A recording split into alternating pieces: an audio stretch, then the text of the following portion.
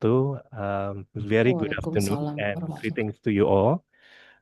Welcome all the distinguished participants, professors, lecturers, students um, who are presenting here, both online and offline.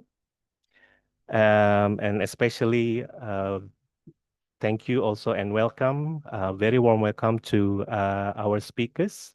Mr. Joseph Puruganan, the co-director of the Focus on the Global South. Welcome to Bandung and welcome to Padjadjaran University. And also to Ms. Ketanat Wanabowon or Ms. Sim. Thank you very much. She's the researcher at the Focus on the Global South. And we'll be joining us soon, another speaker, Professor Susi Dwi Haryanti. She's the Professor of Constitutional Law at the Faculty of Law at Universitas Padjadjaran, and also joining us online already, Dr. Irawati Handayani, SLLM from Faculty of Law, Universitas Padjadjaran. My name is Gusman Siswandi. I am the Deputy Dean for Academic Affairs. On behalf of the Dean, again, I would like to welcome you all to our campus. Apologize that the Dean cannot be here at the moment because also we have another schedule that he has to attend.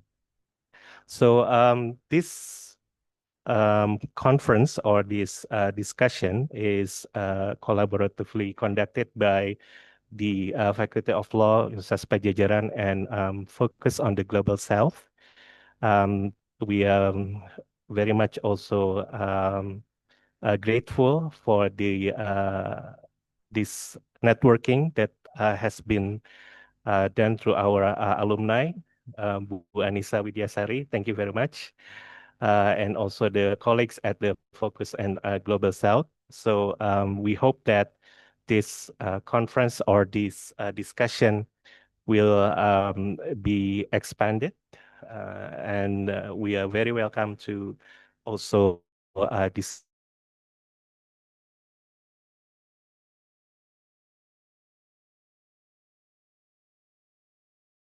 So this discussion also is very important for us because what we're going to discuss today is about the commemoration of the 17th years of the ASEAN African Conference, or as we know as the Bandung Conference, Bandung Spirit, or Bandung Declaration. We also just had another similar event. I think it was last week. So the study program of the master's program here at the Faculty of Law, the graduate program, also held the discussion on revisiting the Bandung Spirit, Bandung Declaration. So at that time, we also discussed how the legacy of the Bandung Conference can be implemented so far, of course, and we as the legal scholars or practitioners, also as students, should then take this moment to further re-envisage the values that we know that we are very concerned with the today's world or global situation.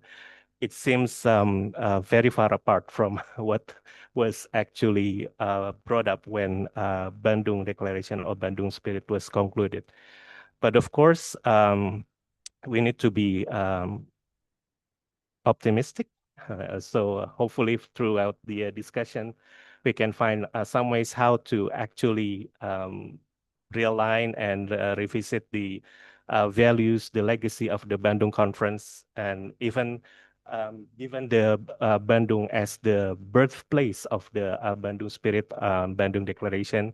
So I think there is no better place than Bandung. Well, it's a bit outskirt of Bandung actually, but let's call it still Bandung. So Jatinangor here is our campus now, but originally we are seated in Bandung, and according to our statute, the Universitas Padjadjaran has statute So it says in the statute that Universitas Padjadjaran is located in Bandung, Indonesia, not Jatinangor. But therefore, our activities, learning, everything, our office, it sits here in Jatinangor. Welcome, Prof. Susi. Thank you very much for joining us. That's all right. We just started. So without further ado, we can kick off the discussion. So thank you very much again for your presence, your attendance, and your contribution. And hopefully the event will run well. And I wish you a fruitful and engaging discussion. Thank you very much. Wassalamualaikum warahmatullahi wabarakatuh. Waalaikumsalam.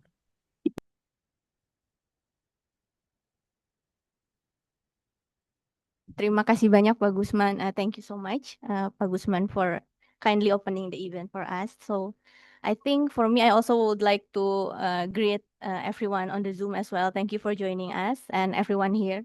Thank you so much for coming to this event. So my name is Anissa Widyasari.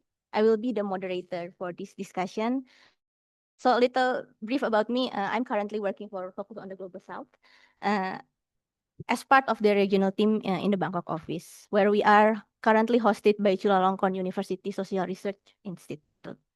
So for me, it is truly a pleasure to be here, not only just because I'm part of Focus, but as Pak Gusman also mentioned, I was alumni of here. I used to study here. Well, not literally. I'm from the older generation, so we're still in the Pati Ukur campus back then. But yeah, this is actually my first time visiting the Jatinangor campus, and it's very nice because it's green and it's like we have more space, I think, and also I hope it's also can foster better collaboration between faculty, because back then we're kind of like only Faculty of Law and Economy back then. So it's really nice to come here again. It still feels like coming home.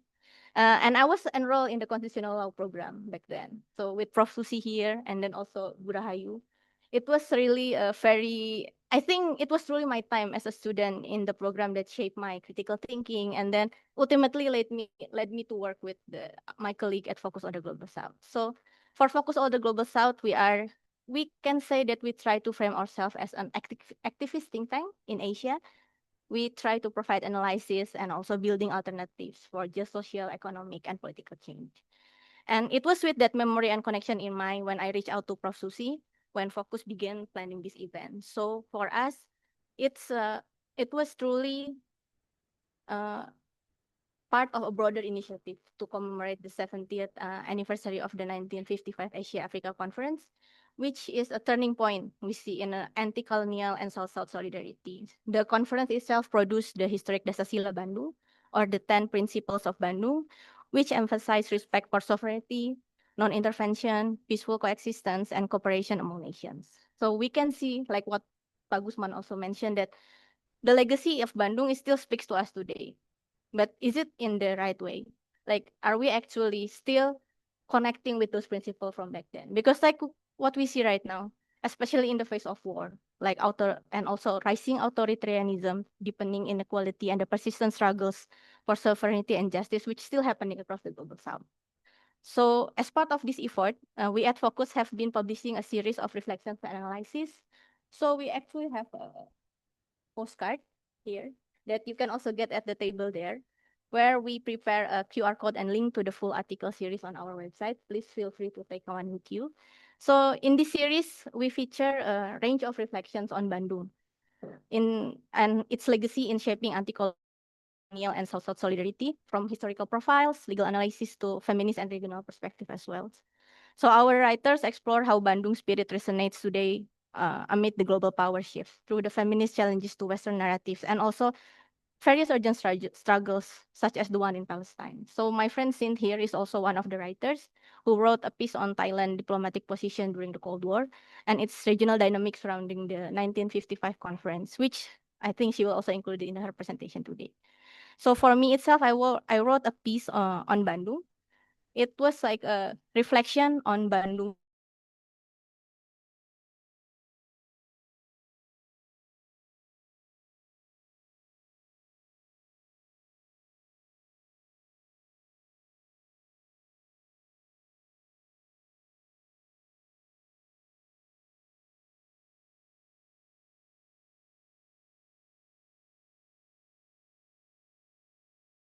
anti-imperialism, peace, and self-determination continue to be challenged today.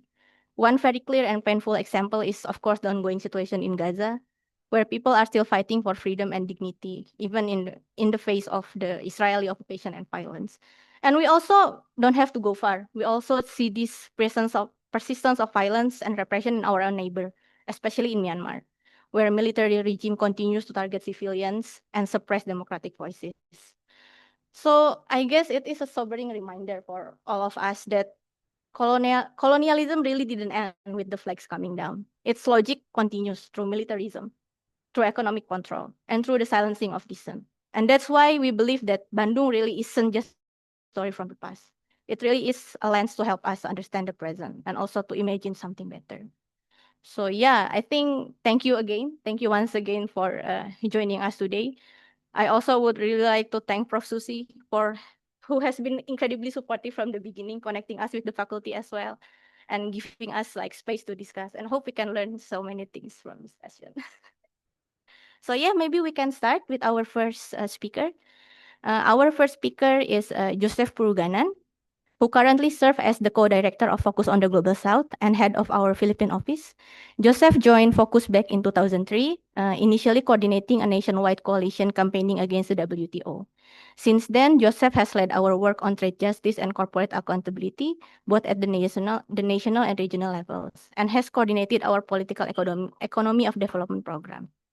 So for this session, Joseph will introduce the work of Focus and also reflect on how the spirit of Bandung informs our response to today's global challenge, such as war, inequality, and democratic decline, through our work on trade, climate justice, and people's movement. So please welcome Joseph.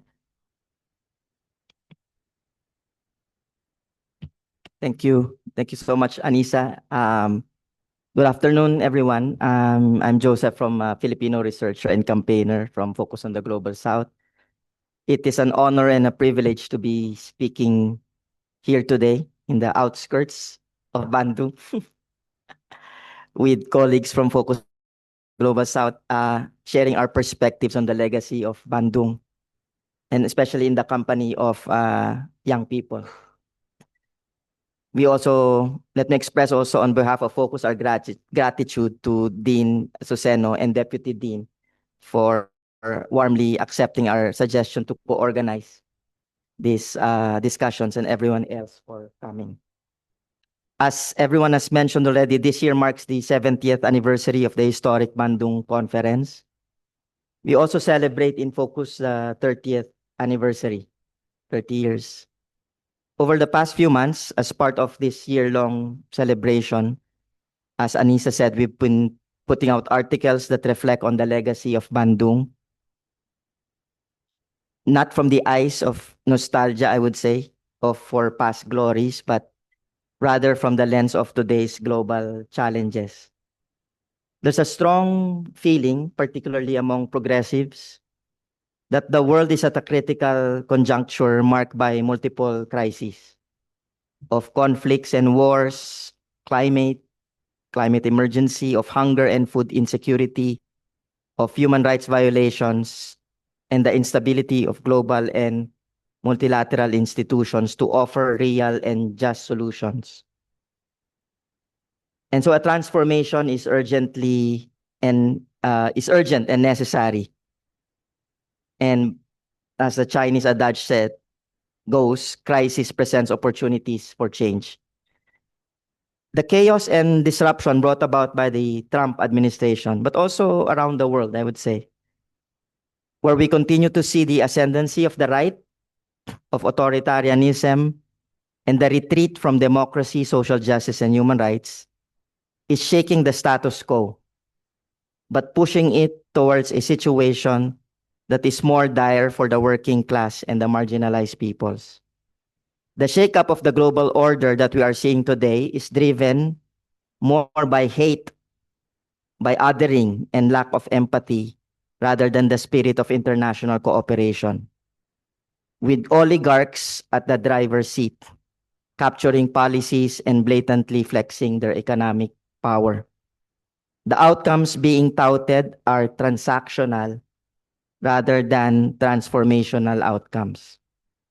70 years ago, leaders from 29 countries in Asia and Africa, emerging out of mass-led anti-colonial struggles, saw a key moment in their collective histories and decided to come together to stake a claim at shaping their own future, and in so doing contribute to a more peaceful and just world, anchored on the core principles of respect for human rights, for sovereignty and territorial integrity, the recognition of equality of all races, and maybe they need to add gender as well, and the equality of all countries, large and small, of peaceful resolution to conflicts, mutual interest and cooperation, and upholding justice and international obligations.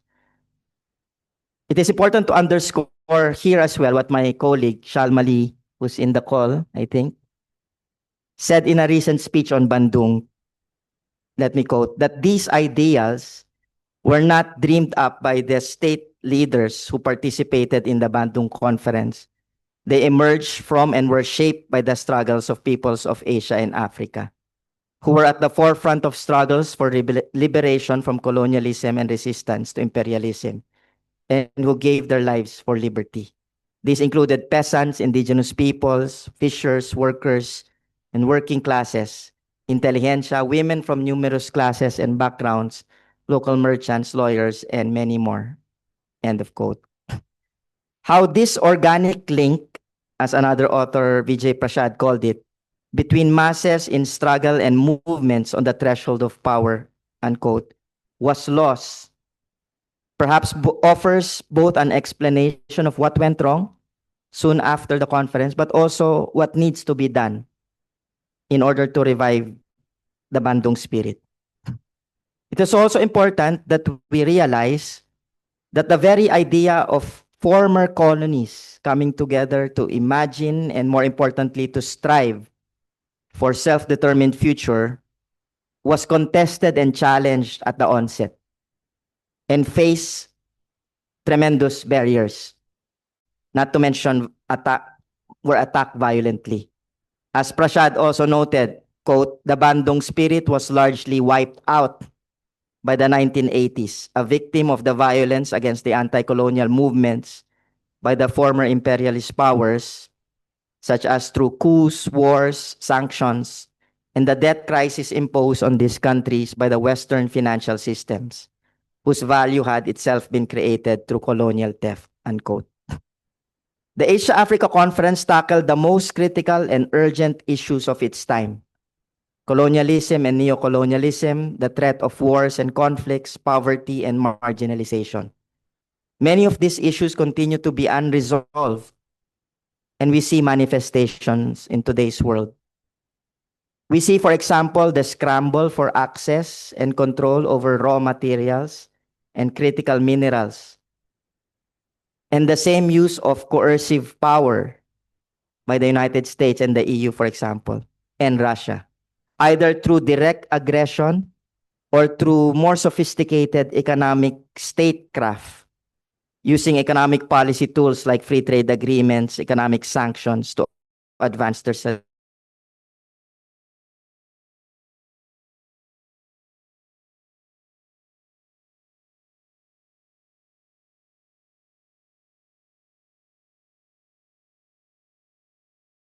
global supply chains, where developing countries are generally relegated to the lower end of the chain as source of raw materials.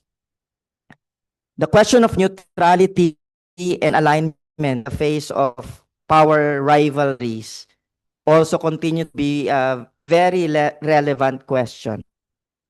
In our profile, for example, of Carlos P. Romulo, former general and diplomat who led the Philippine delegation in Bandung, we can draw the tensions within the conference on the question of neutrality. Romulo and other pro-Western voices argued against the idea of not taking sides in the wake of a clearly ideological divide, which they framed at that time as a war between freedom and democracy on the one hand versus communism on the other. The current geopolitical situation has been described as, quote, great power rivalry and the weaponization of interdependence. a big motivating factor in shifting geopolitical dynamics continues to be the question of how to counteract the increasing power and influence of China. Part of the global economic strategies of both the EU and the US is challenging China's dominance, like its massive Belt and Road Initiative, its inroads into Asia and the Pacific through agreements like RCEP, its control over raw materials. Aside from China's access and control over raw materials, its dual-use strategy of utilizing technologies for both commercial and military purposes constitute a threat to Western economies. The growing militarism and conflicts across the globe also give us pause.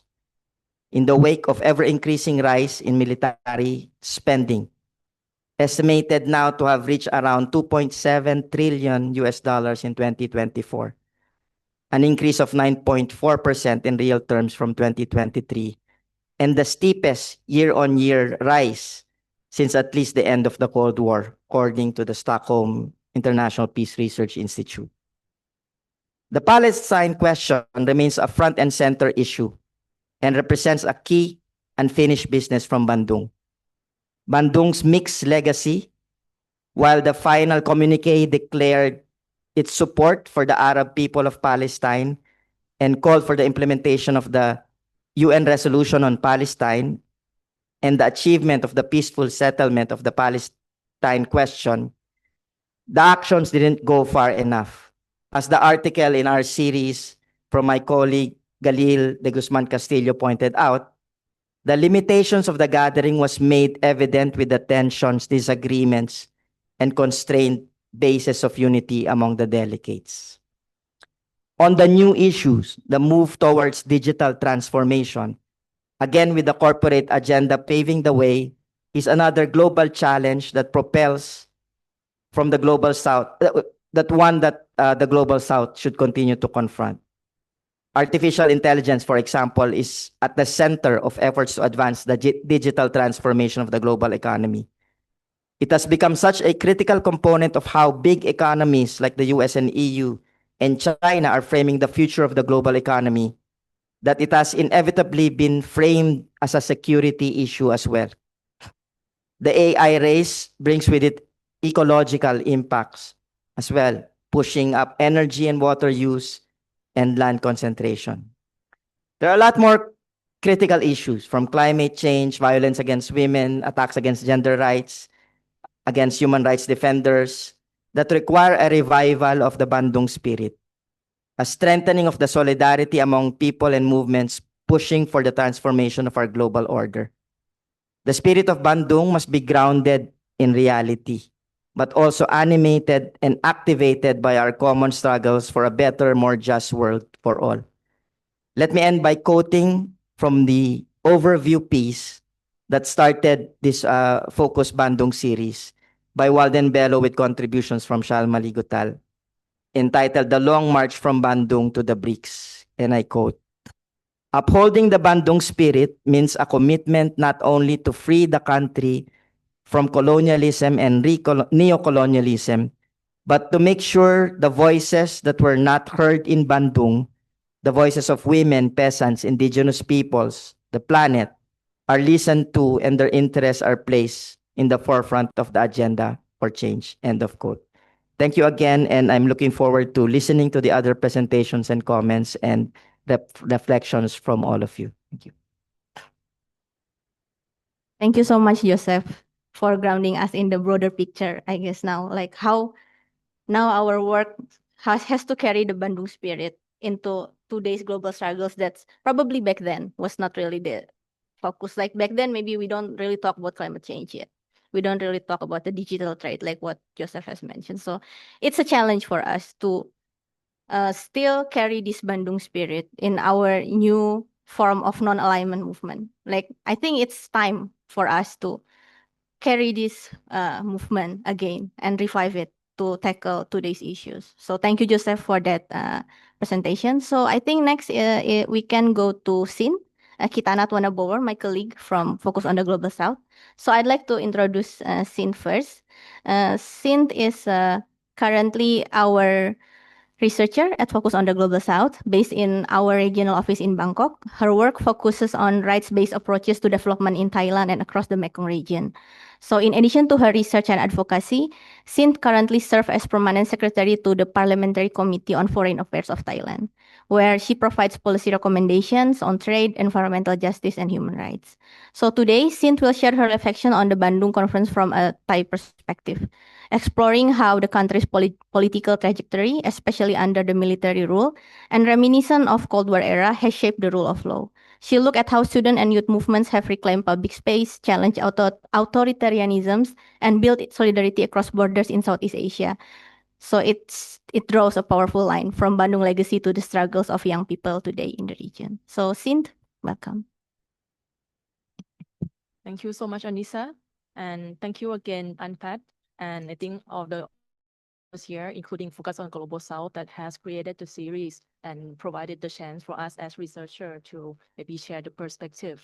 And for my presentation today, we're focusing on the experience of Thailand and look into perhaps our evolution of youth and student-led movements, how the Cold War perhaps reminiscence and also legacies has shaped our own rule of law, and also how the student movement has to maybe have their own resilience and adapt to the new kind of military-led and basic rule of law. Since you have been knowing well, like Thailand is one of the country that been facing, I think, more than 20 coup d'etats and coup d'etat attempts since we have democracy in 1932.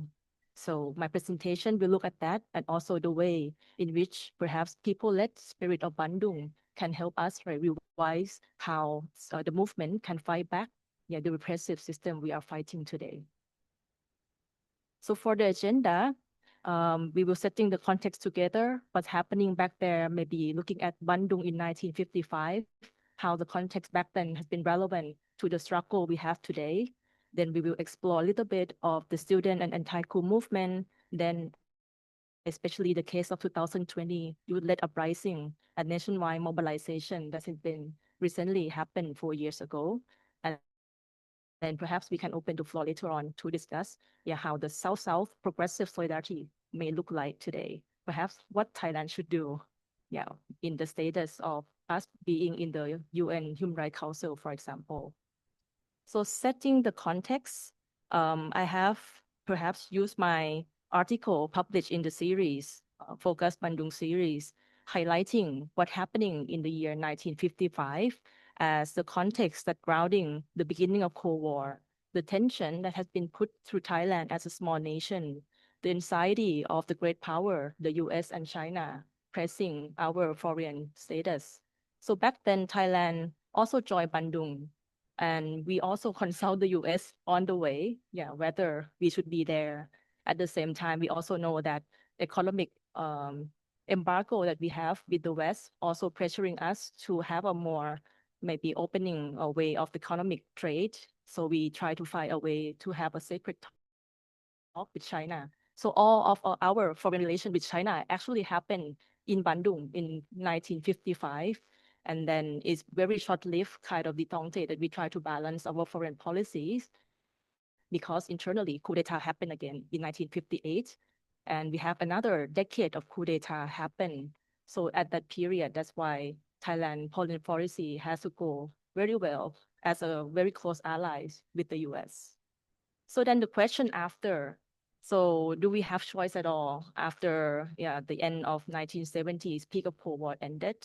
Did the spirit of Bandung thrive in Thailand participation, for example, in NAM, in G77 or ASEAN? So due to my research, we found that at least the state version of our collaboration, we took part very limitedly, even in G77. Even though we are one of the founding members, but our chairmanship position took place only in 2016. And we only pushing forward only on the economic side, economic prosperity. Even though we are remaining G77, but we also apply for OECD membership last year and underwent accession process. Due to, I think, experience of, I think, G77 in Latin America, we might not withdraw from the membership of G77, but at the same time, we are also getting there to the OECD membership, having the 2 feet in the 2 sides of the groupings once again. Then looking in terms of ASEAN, even though we have the Bangkok Declaration that form the ASEAN community, but we haven't worked together as a community to drive for human rights principle until 2007. So that's another aspect that if we think together, if we calling for the peaceful coexistence in the region, so human rights should be there at the beginning. But again, Thailand hasn't pursued the role in the Bangkok Declaration to move forward on the human rights principle there. And lastly, on NAM, I think we just joined NAM in 1993, where the summit level, we only took participation 2 times, once in Malaysia and the other one in 2006 in Havana by Prime Minister Thaksin Shinawatra. Showing here on the left side, his attendance to the Cuban summit. And few days after, he got ousted by military coup d'etat on the 19th September of 2006. So the picture on the right, I think, is Thaksin in 2020 saying that, how far we have been. After years of coup d'etat, it happened again in 2014 and remain, very recently in our constitution.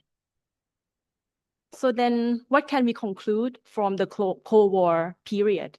I would say that we may not do well in terms of leading the spirit of Bandung and all that we trying to pursue together in terms of people's power. But the legacy that we have and also been evolved very much in our legal system is the narrative of national security written by the state version. So Cold War is one of the contexts where we are having communism on one side as a threat to the national security.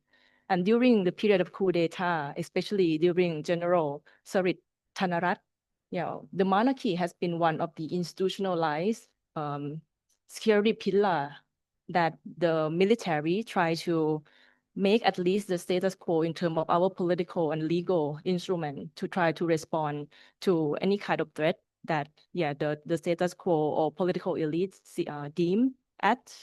For example, you can see that on the right side of the screen, there are terminologies that framing Thailand as a Praetorian country and even kingdom. Praetorian in the sense that we are leading the governance under the military group.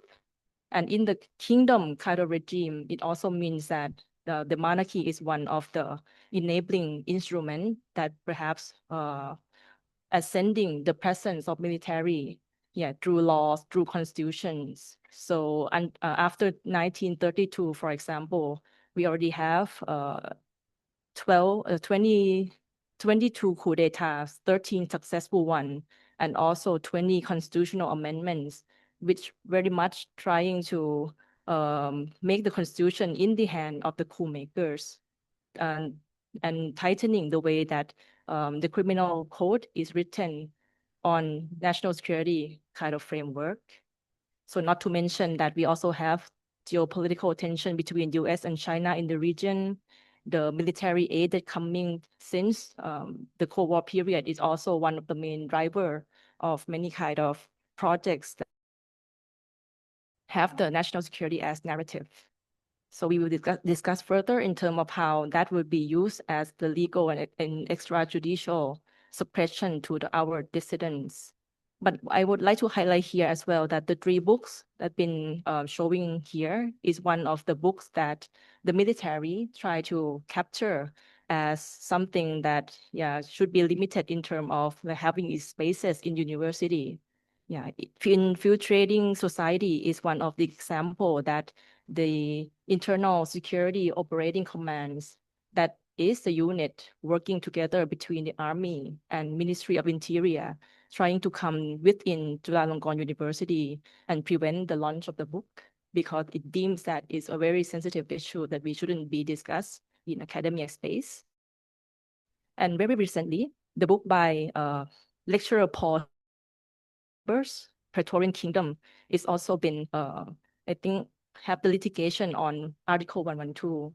that makes the others are in a jeopardy of having revoke his visa and also charges on the Article 112 clause of the Criminal Code on royal defamation. Then pausing there, I think I would like to start with the student and anti-coup movement then and now.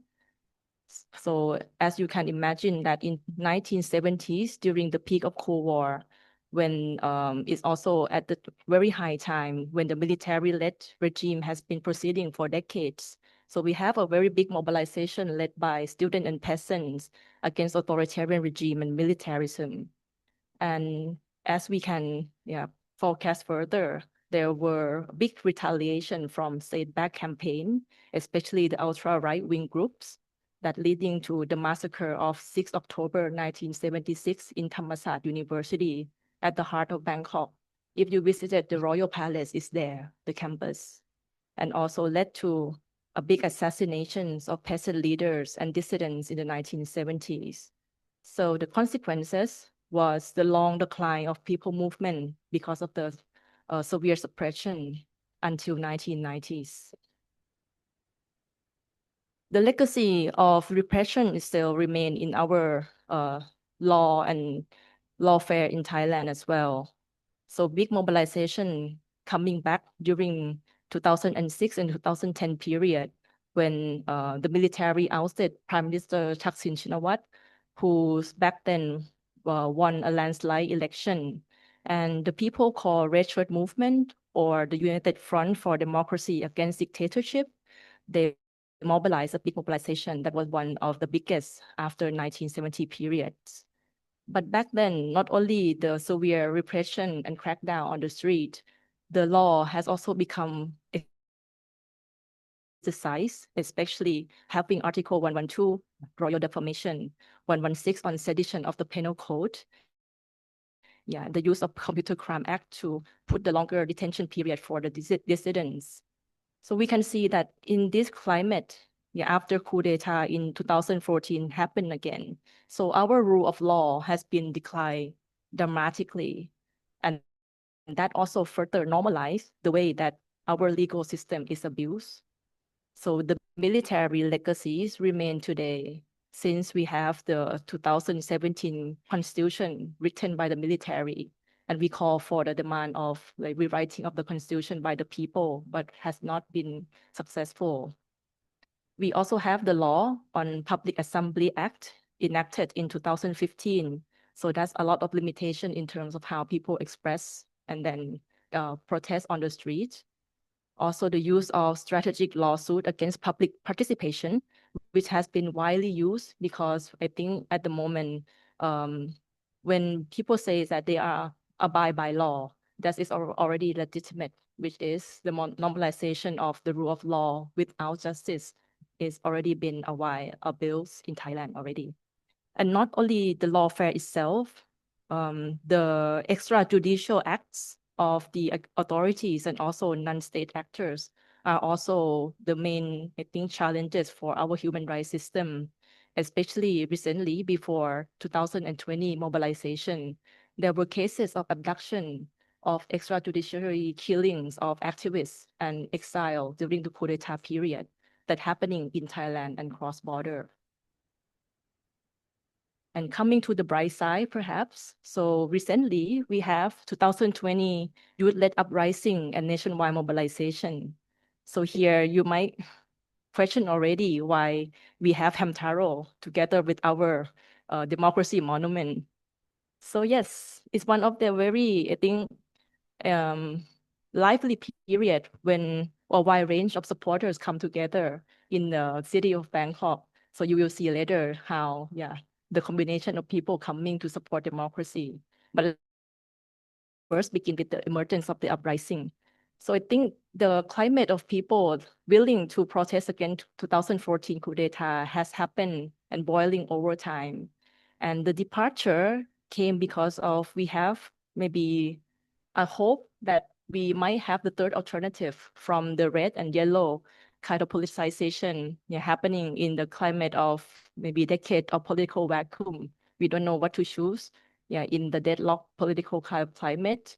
So when a Move Forward party came, and people shortly have a hope that, okay, if election may work, we may have new faces that maybe come from the people's side in the parliament. But suddenly, the coup d'etat legacies in the 2019 election has dissolute the party. And also, they have many fraudulent tactics to remain in power. So when the abduction of the exile in 2020 happened in June, so the uprising is already there. And people have in mind what retaliation they might get in terms of the laws, of the hardship, with the penal code that we may have. So they decided that the form of resistance from now on may need to have like some more creativity included in there. So in terms of characteristic of 2020 mobilization, the supporters agree that nonviolent the core of what they would like to like struggle together. They also use physical digital mobilization, and they are using all the pop culture to be included in the mobilization, collaborative with also international supporters online, and use human rights advocacy to combine in the demand. Yeah, so here, yeah, if you can already change another one, please. Two more down. Yeah, two more down. So yeah, form of resistance. You can see here we have even fashion show, yeah, on the street. We have skateboarders. Yes, maybe they're skating on the picture of the Kunta there, Prayut Chan-o-cha. Also the red shirt people coming here to support, yeah, the mobilization. Okay, one slide down. We also have peasants calling for the rights to land on the left side. We also have street vendors joining and coming to ensure that, yeah, the food and the stomach will not be empty. The monks are there, yeah, protesting for their own bill, yeah, about the monk law.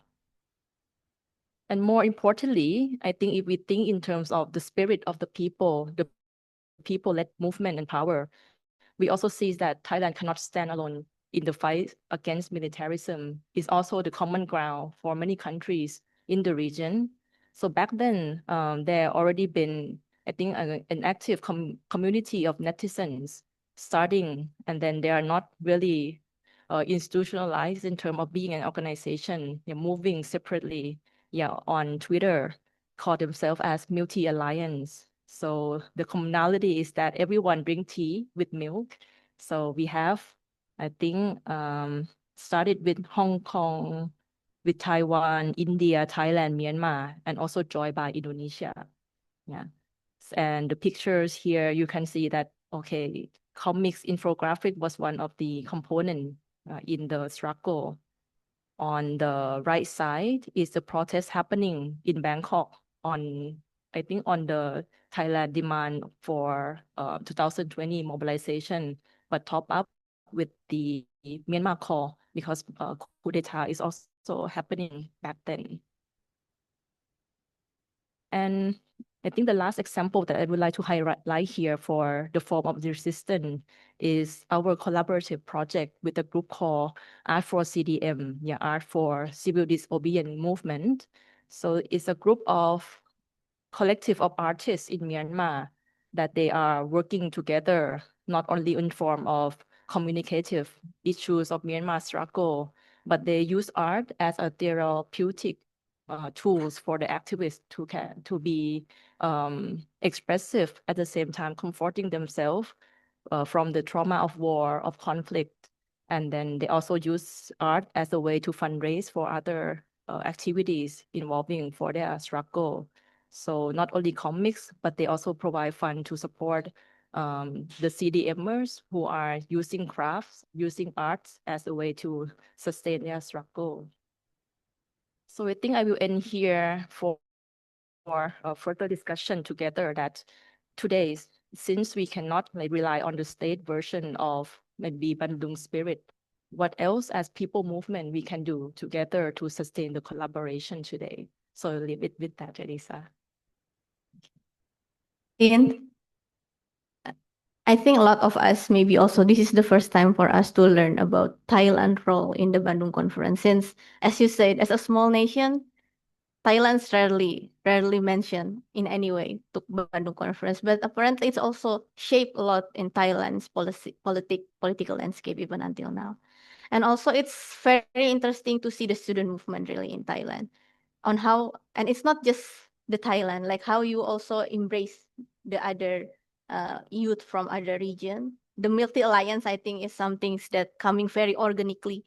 Like no one's actually behind it. Like everyone is just gathering around, offer their love of milk tea, and then realize, oh, all of our countries are actually facing the same challenge. So it's very enlightening, and I hope it can be inspiring, like this cross-border solidarity, reclaiming domestic space. I think it's something that we also feel here in Indonesia. So I hope it resonates with many of in the audience today. So thank you, Sin, for that. And so we will now shift a little bit back to our legal perspective. And our next speaker is Prof. Susi Dwi Haryanti, a senior faculty member at the Faculty of Law of Universitas Padjadjaran, where she has taught since 1993. She completed her bachelor's degree in constitutional law here at FH Unpad and went on to earn both her master's and PhD from the Melbourne University Law School, supported by an Australian government scholarship. So Prof. Susi here is a leading expert in constitutional law with decades of teaching and research experience in subjects ranging from state institutions and legislation to human rights and constitutional court procedure. So across both undergraduate and graduate levels. She is also active in various national and international academic forums, including as an associate member of the International Academy of Comparative Law and as a senior associate at the Center for Indonesian Law, Islam and Society. So for today's discussion, Prof. Susi will offer a legal reflection on the Bandung Conference from a constitutional law perspective, and considering how Indonesia's current landscape aligns with or diverges from the Bandung Conference. So Prof. Susi, welcome.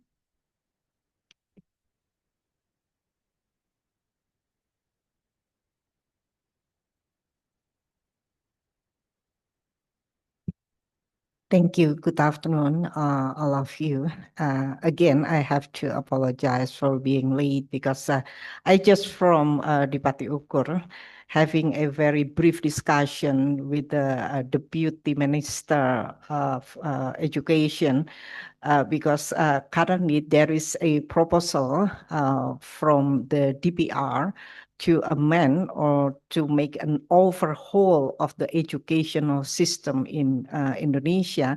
And they try to make like a codification of some of the education legislation in Indonesia. Again, so I have to apologize. In a response, what I call Chacha, yeah, that Chacha give an information that is it possible for us to conduct a very discussion, yeah, insightful discussion in regard to the commemoration of 70 years of the Asian African Conference. And so I just, yes, absolutely.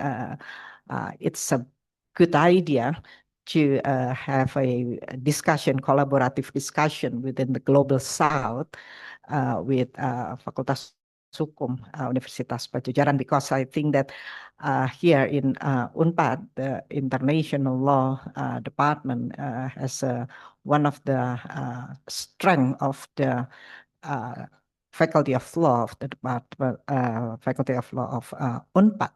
And in addition, some years ago, I made a collaborative article with Professor Atip, who is now become a Deputy Minister of Education. And at the time, we wrote about how the relation between international law and constitutional law. And when I took my professorship speech, I also touched the issue on the importance of international law to become sources of law of a constitutional law in Indonesia.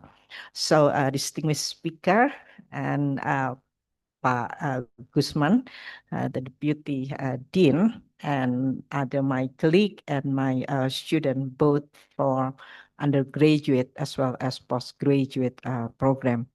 Today, I'd like to present my brief thought about the Bandung Spirit, Democracy and Human Rights, revisiting the 1955 Bandung Asian African Conference.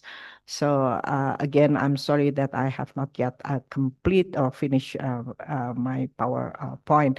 As we know that on April 18 until 24, 1955, leaders of Asian and African countries gathered in a historic meeting in Bandung, Indonesia.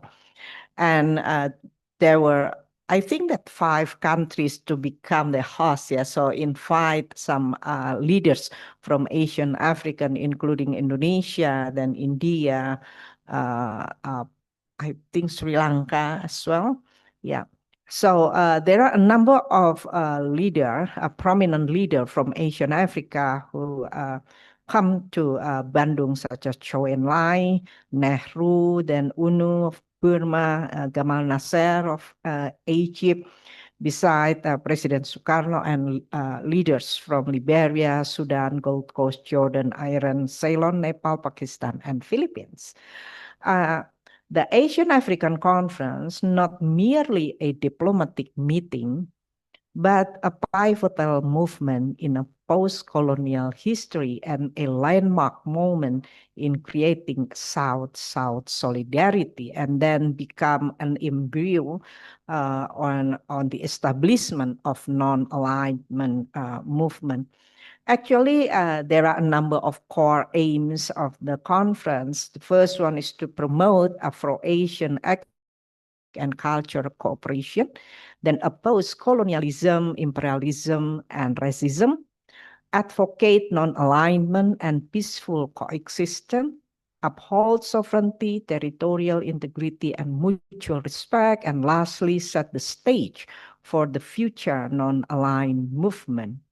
And as we know together that there are 10 Bandung principles dealing with respecting for fundamental human rights, then sovereignty and territorial integrity of all nations, then also recognition of the equality of all races and the equality of all nations, large and small, abstention from intervention or interference in the internal affairs of another country, then respect for the right of each nation to defend itself, singly or collectively, then abstention from the use of arrangement of collective defense to serve particular interests of any of the big powers, abstention by any country for exerting pressure on other countries, then refraining from acts or threats of aggression and the use of force against territorial integrity or political independence, then settlement of all international dispute by peaceful means, then promotion of mutual interest and cooperation, and finally respect for justice and international obligation. And how does constitutional law will regard the Bandung principle? In my opinion, there are a number of issues how constitutional law regard the Bandung principle. The first one is how state then interpret and incorporate international norms into constitutional and legal frameworks. Because here in Indonesia, I think that although there is a constitutional norm dealing with international affairs, however, Article 11 is silent to explicitly put the position of international law within the Indonesian constitutional system. So unlike other constitutions, such as South Africa Constitution, for example, South Africa Constitution put international customary law as a part of the domestic law. But the Indonesian Constitution is clearly silent on that matter. And then the second is the recognition of international norm, peaceful coexistence, sovereignty and non-intervention, human rights, pluralism. And this is reflected in preamble or state policy. And again, because Indonesia got independence in 1945, and in its preamble, some of the important recognition of international norms that accommodate by the 1955 principle also can be also embedded in our preamble. And then the third issue is incorporation and binding nature. Again, it will depend on whether a particular country apply the monist or dualist approaches.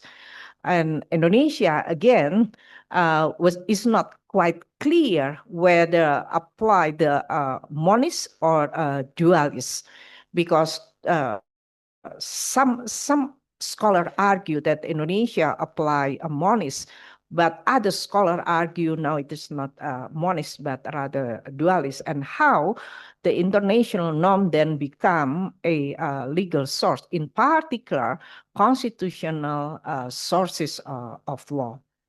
And then the fourth issue, dealing with soft law influence, either constitutional interpretation that I mentioned before, dealing with foreign relation, the national sovereignty, international cooperation. But those interpretations cannot override constitutional text. As far as I'm concerned, I think that the Constitutional Court of Indonesia rarely use or maybe has not yet used the Bandung principles for their interpretation. Even when the Constitutional Court examine a law in ASEAN Charter, relating in ASEAN Charter, it didn't touch the issue of the Bandung Principle as sources, and also perhaps only a very slight argument that touches the issue of other international norms. And what is then, I move to the next slide, the relevance for Indonesian today from the constitutional law perspective. The first one is reflection of constitutional and legal. The first one, as I mentioned before, that the preamble of the 1945 Constitution focuses or emphasizes on independence, peace, and social justice. And I think this is still in line with the 1955 Bandung principle. Again, that's because of, I quite believe that Indonesia got independence in 1945, then we conduct the 1955. And to some extent, in my opinion, what is the sum of the emphasis of the preamble of the 1945 Constitution then perhaps influence in the discussion of the Bandung, the Asian African Conference?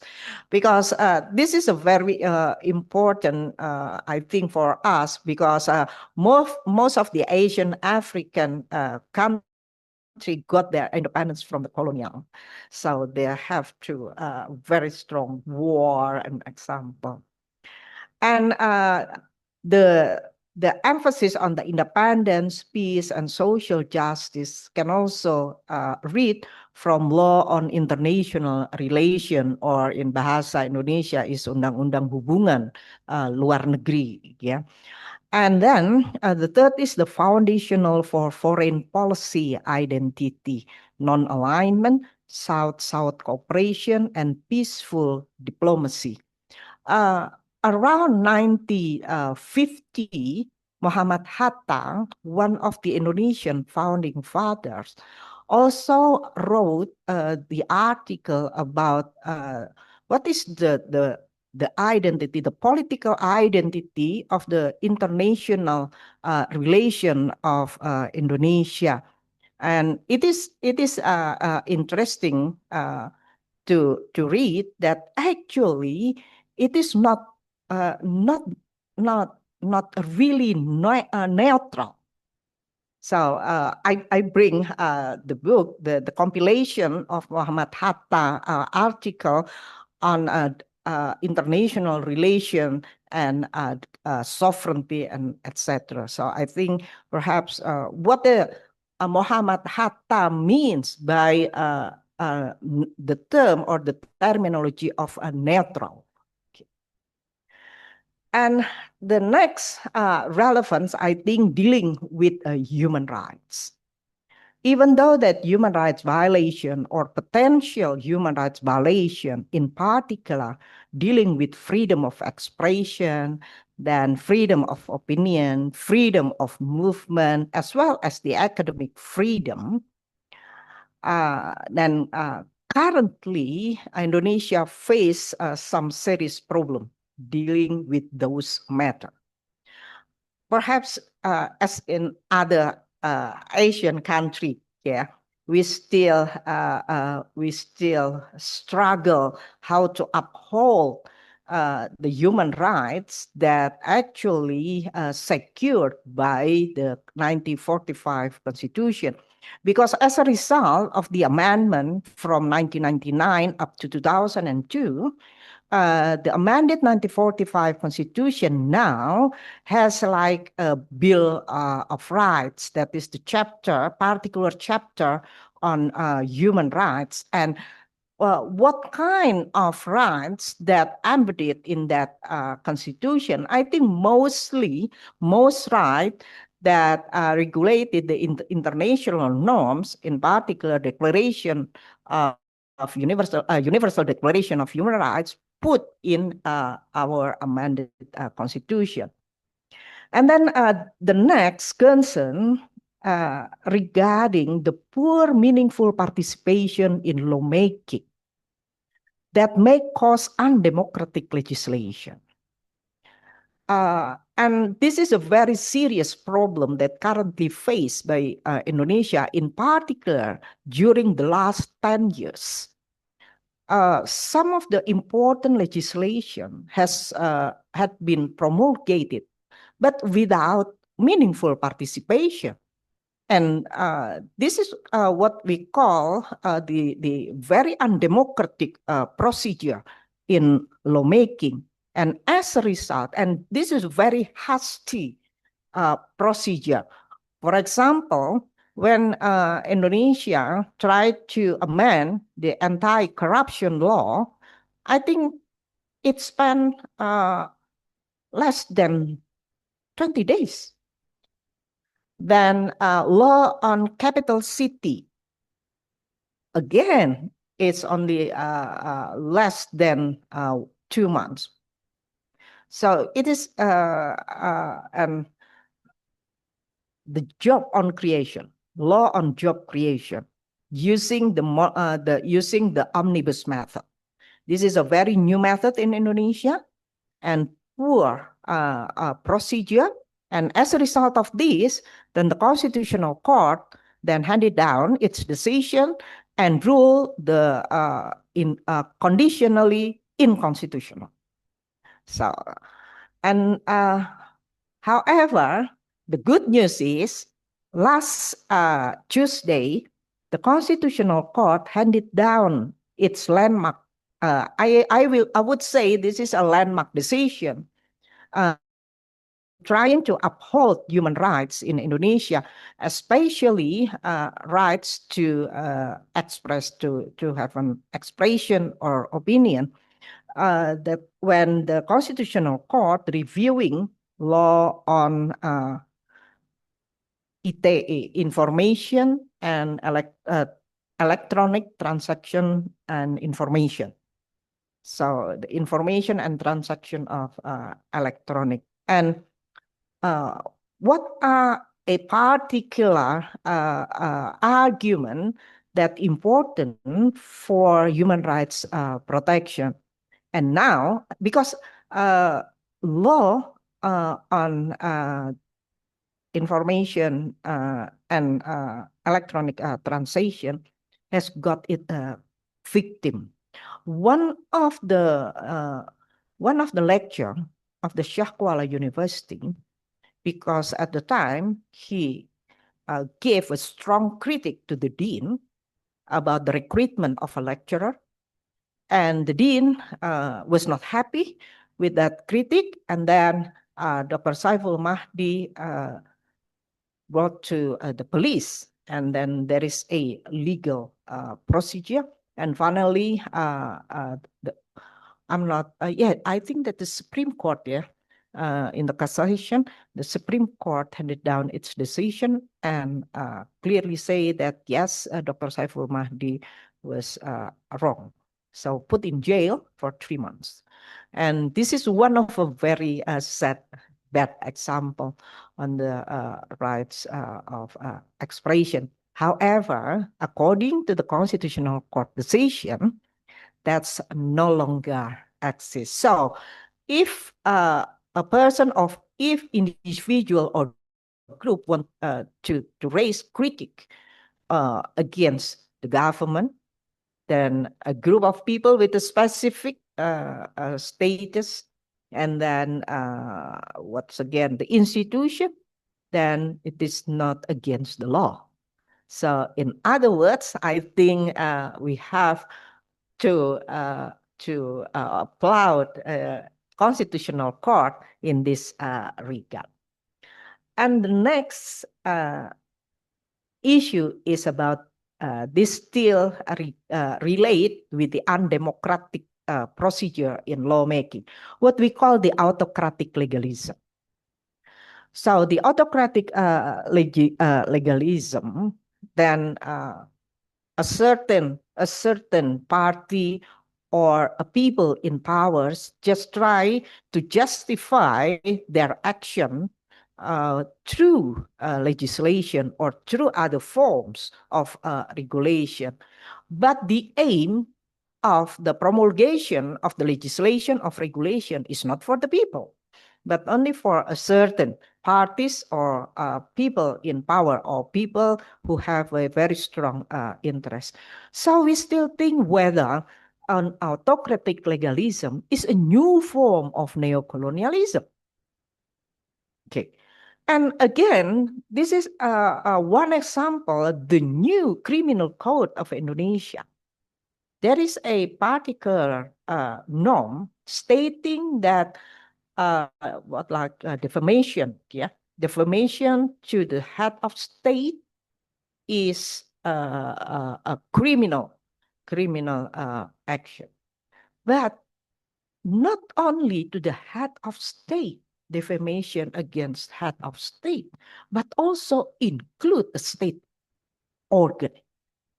So that's what I personally will call that this is an example of a norm that having colonialism in nature, even though it promulgated by the independent state who have a strong sovereignty.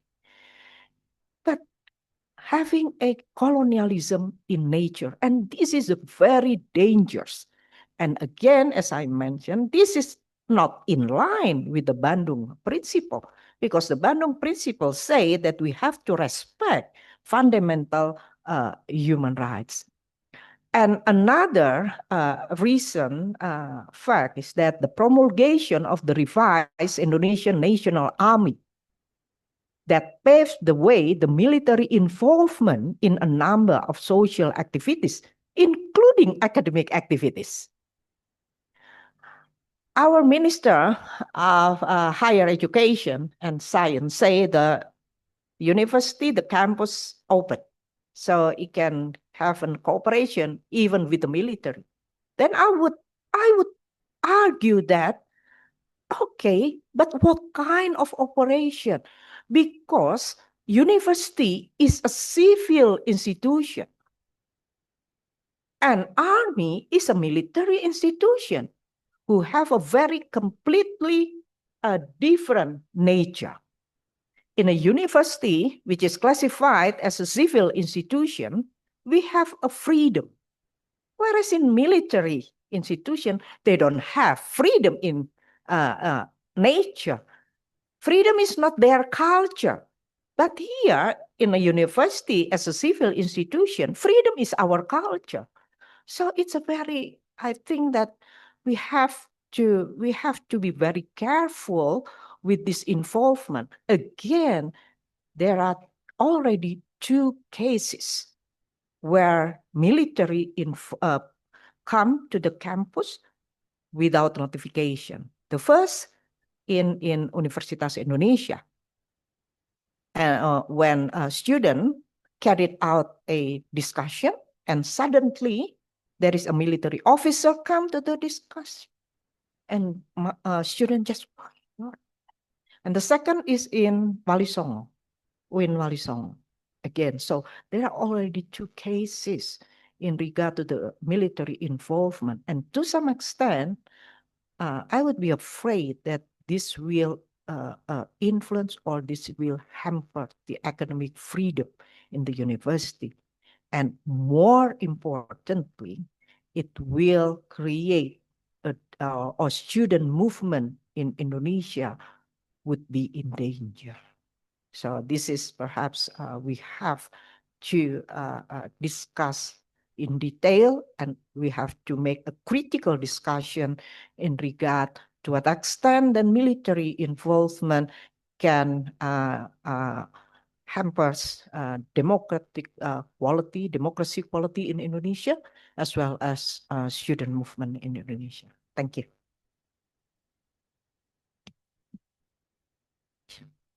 Thank you so much, Prof. Susi, for your presentation. I think it's kind of depressing to hear at some extent, but that's the reality that we're facing now. And I think we are here to discuss like alternatives, because even with this situation, we still have to find ways for us to be able to express, especially academic. It should be the freest among us all to be able to share all the research and everything. So I hope we can continue this discussion in the Q&A session. So thank you again, Prof. Susi. So for now, I would like to invite Dr. Ira, who's joining us online on Zoom. Hello. Yes. Hello. Okay, so I would like to introduce you first a little bit. Okay. Yeah, so to close our panel discussion, the speaking sessions, our final speaker is Dr. Irawati Handayani, a lecturer in the Department of International Law at Universitas Padjadjaran, where she has been teaching since 2003. Dr. Irawati earned her Bachelor of Law here at UNPAD in 2002, followed by a Master's in International Human Rights and Humanitarian Law from Roel Wallenberg Institute, London University in 2007. She completed her Doctor of Law at UNPAD in 2016. So Dr. Irawati here teaches a wide range of international law subjects, including public international law, treaty law, humanitarian law, and refugee law. Her research focuses on international human rights, the responsibility to protect, migration, and the justiciability of economic, social, and cultural rights in ASEAN context. So for today's session, Dr. Irawati will reflect on the Bandung Conference through the lens of international law, exploring how Bandung's legacy of non-alignment and anti-colonial legal thought has shaped global governance, and how these principles can still guide us in confronting contemporary global injustice. So please welcome Dr. Irawati. Thank you. Thank you for the introduction. Good afternoon, everyone. First of all, apologize not being able to join you all in campus. And I would like also to express my gratitude to the focus on the Global South and also the Faculty of Law for the invitation to join the discussion to commemorate the 70 years of anniversary of the Asian African Conference, or so-called Bandung Conference. I'm going to start with sharing my presentation, but apologize, I have to turn off the camera since there's a connection the camera, and I will start the presentation. Okay, wait.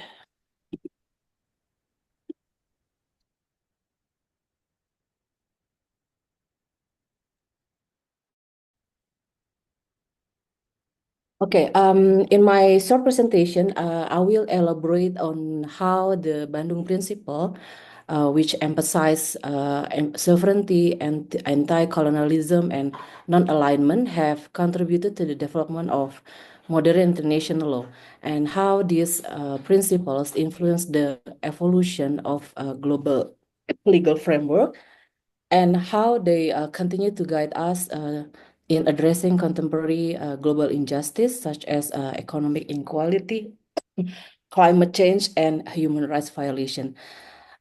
In this presentation, we'll discuss the core principle of Bandung, or Dasar Sila Bandung, laid the groundwork for international law and governance. And then I will end during the legacy of non-alignment and anti-colonial legal thinking in shaping global institution, and how the spirit of Bandung continues to inform modern effort to promote justice and equality in international legal framework. I'm sorry. So at the heart of 1955 Bandung Conference, there were the 10 principles or the Sasila Bandung. This laid the legal and diplomatic foundation for the new international order based on equality, mutual respect, and cooperation among newly independent states. The first principle that I will emphasize is the sovereignty and territorial integrity.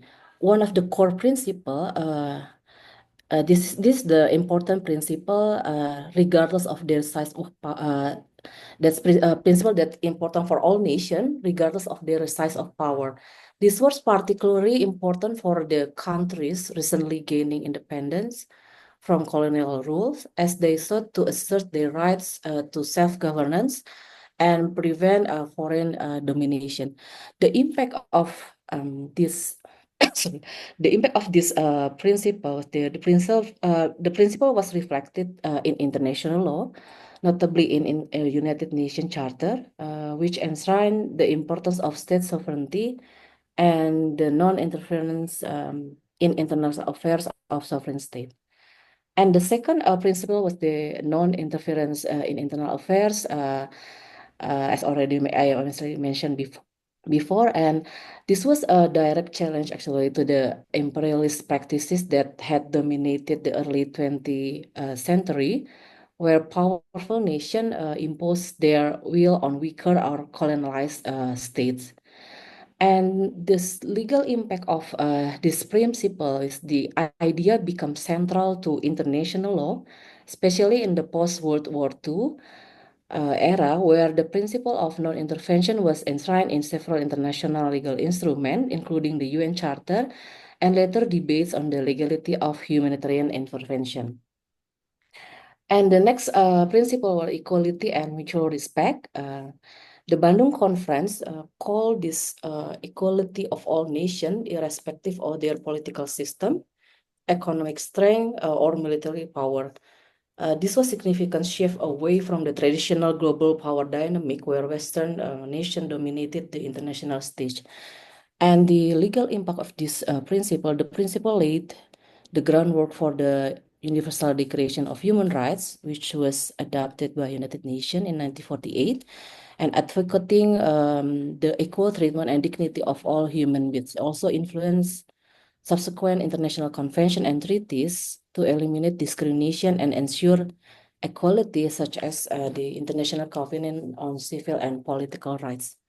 And the fourth principle is peaceful coexistence. Perhaps one of the most ambitious and forward-thinking aspect of Bandung Principle was the call for peaceful coexistence between countries, regardless of their political system or ideological differences.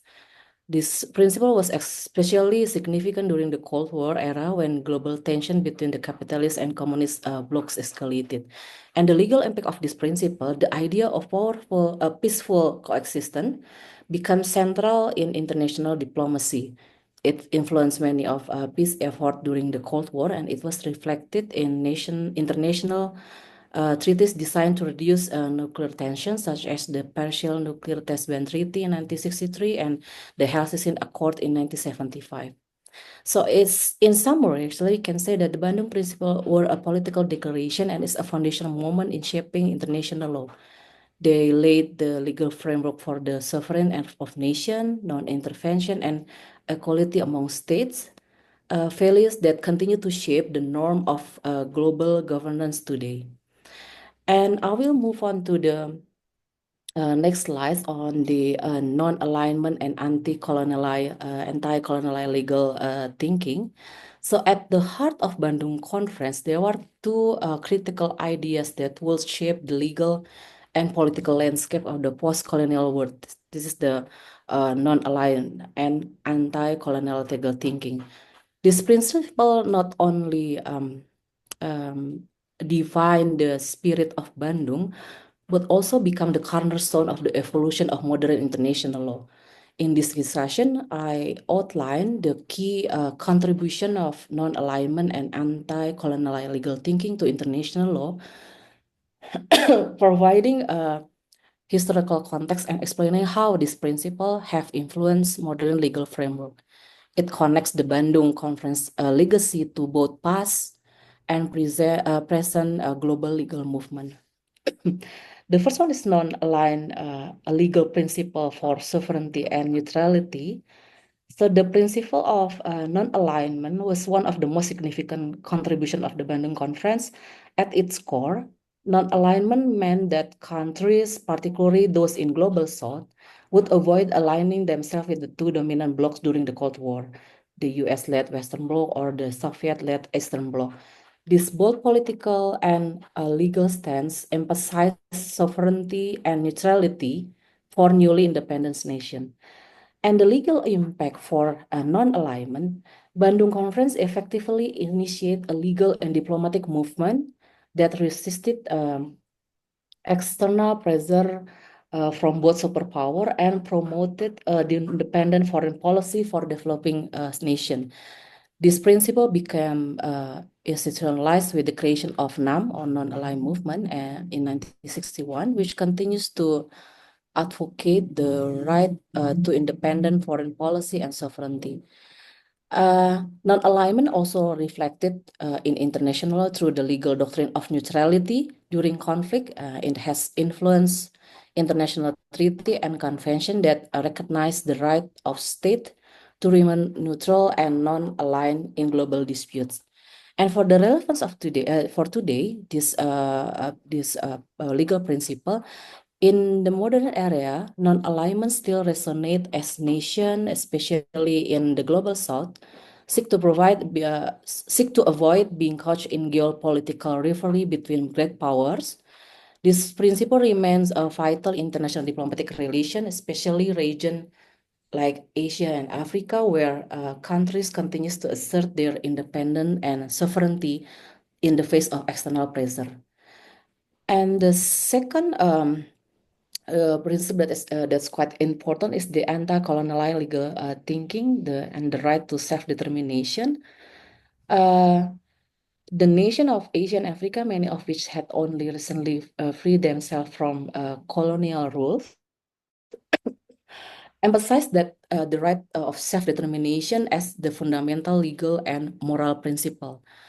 And the legal argument for self-determination is that the anti-colonialized legal thinking emerged as a firm counter to the doctrine of imperialism and colonialism that had dominated much of the previous century. So at Bandung, self-determination was not just a political ideal. It was codified as a legal right under international law. And the legal rights was formally recognized in United Nations Charter and later enshrined in Article 1 of the ICCPR and also ICSCR. And for the relevance of for today, the spirit of Bandung for the anti-colonialists continue to influence international law in areas such as indigenous rights, economic autonomy, and the struggle for political self-determination in territories still under foreign control or facing oppression. And the principle of the self-determination and anti-colonialism are invoked in contemporary legal arguments regarding occupation, territorial dispute, and indigenous sovereignty, for example, in Palestine, Western Sahara, and Tibet. And I will come to the evolution of international legal framework since 1955. So in brief, there's a post-Bandung legal development, a shift toward equality and sovereignty. One of the most significant achievements was the UN Declaration on the granting of independence to colonial countries and peoples in 1960, and further codified in ICCPR and also in ICACR. And the second one is the legal impact of non-aligned on global governance. So there's a neutrality and non-intervention.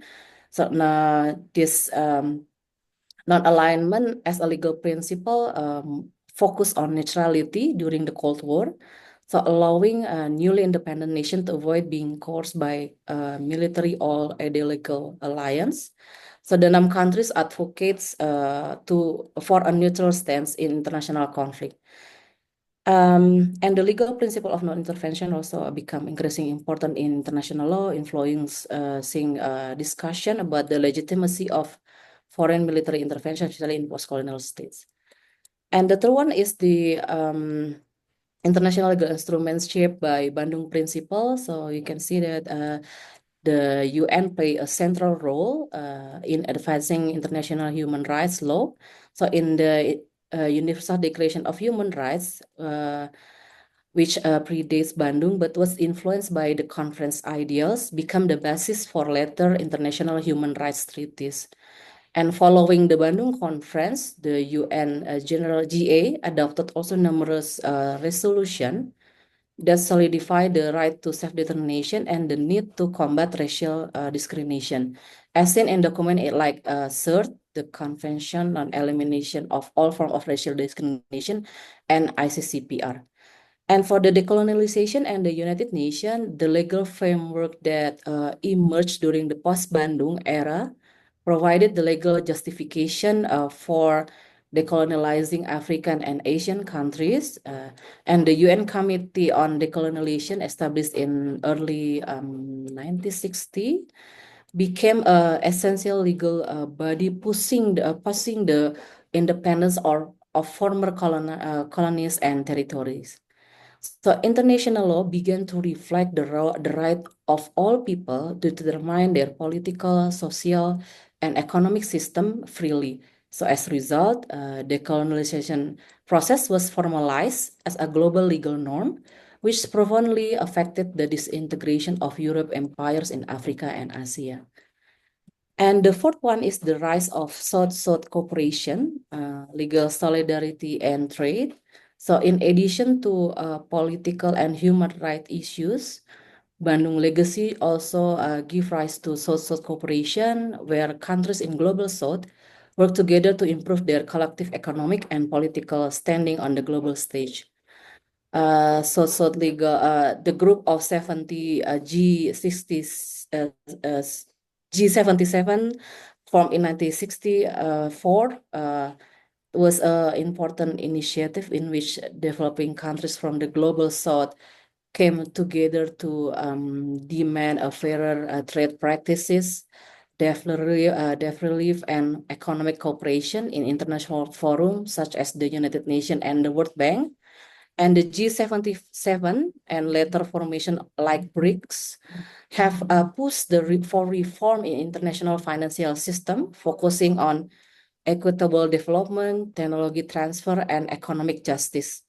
So this effort reflect the ongoing desire to reshape international law and global governance to serve developing nation needs better. And also the fifth principle that I'm going to address is the contemporary challenges and the ongoing evolution of international law. As we move to the 21st century, international law continues to evolve in ways that reflect the value first articulated in Bandung. So today's challenges such as climate change, global trade inequality, humanitarian crisis, echo all the call for sovereignty, non-interference, self-determination at the heart of Bandung Principle. For the climate change and global justice, one of the most significant contemporary application of Bandung Principle can be seen in the climate justice movement. which emphasize the need for developed nations to take responsibility for environmental degradation and support the global south in adapting the climate change.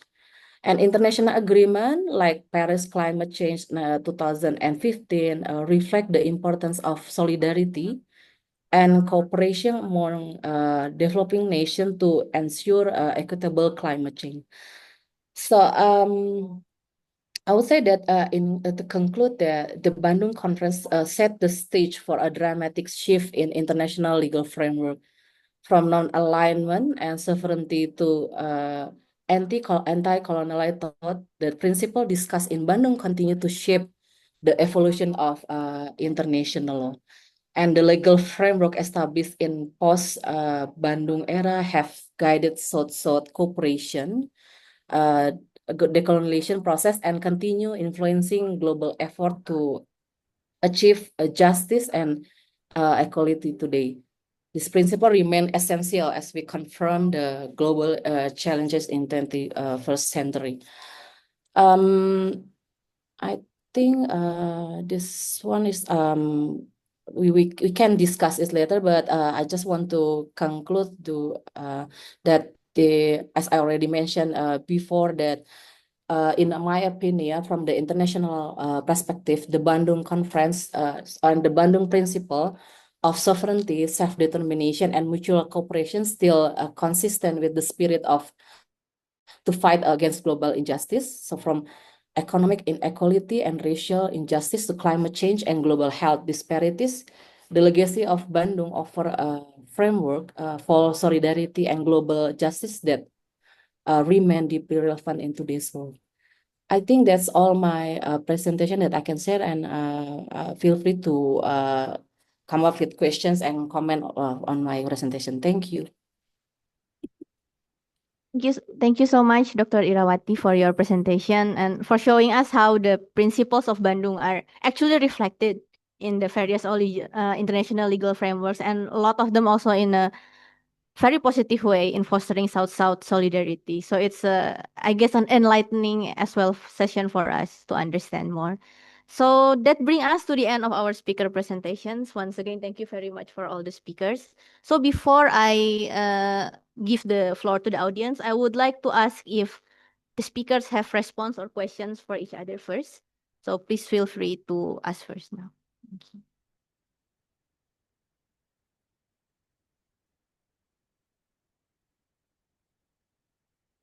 Not a question, but I think an additional reflection on why it failed.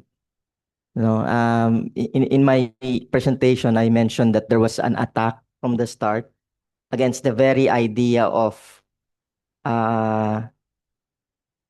brown people essentially coming together to assert or imagine a future, self-determined future.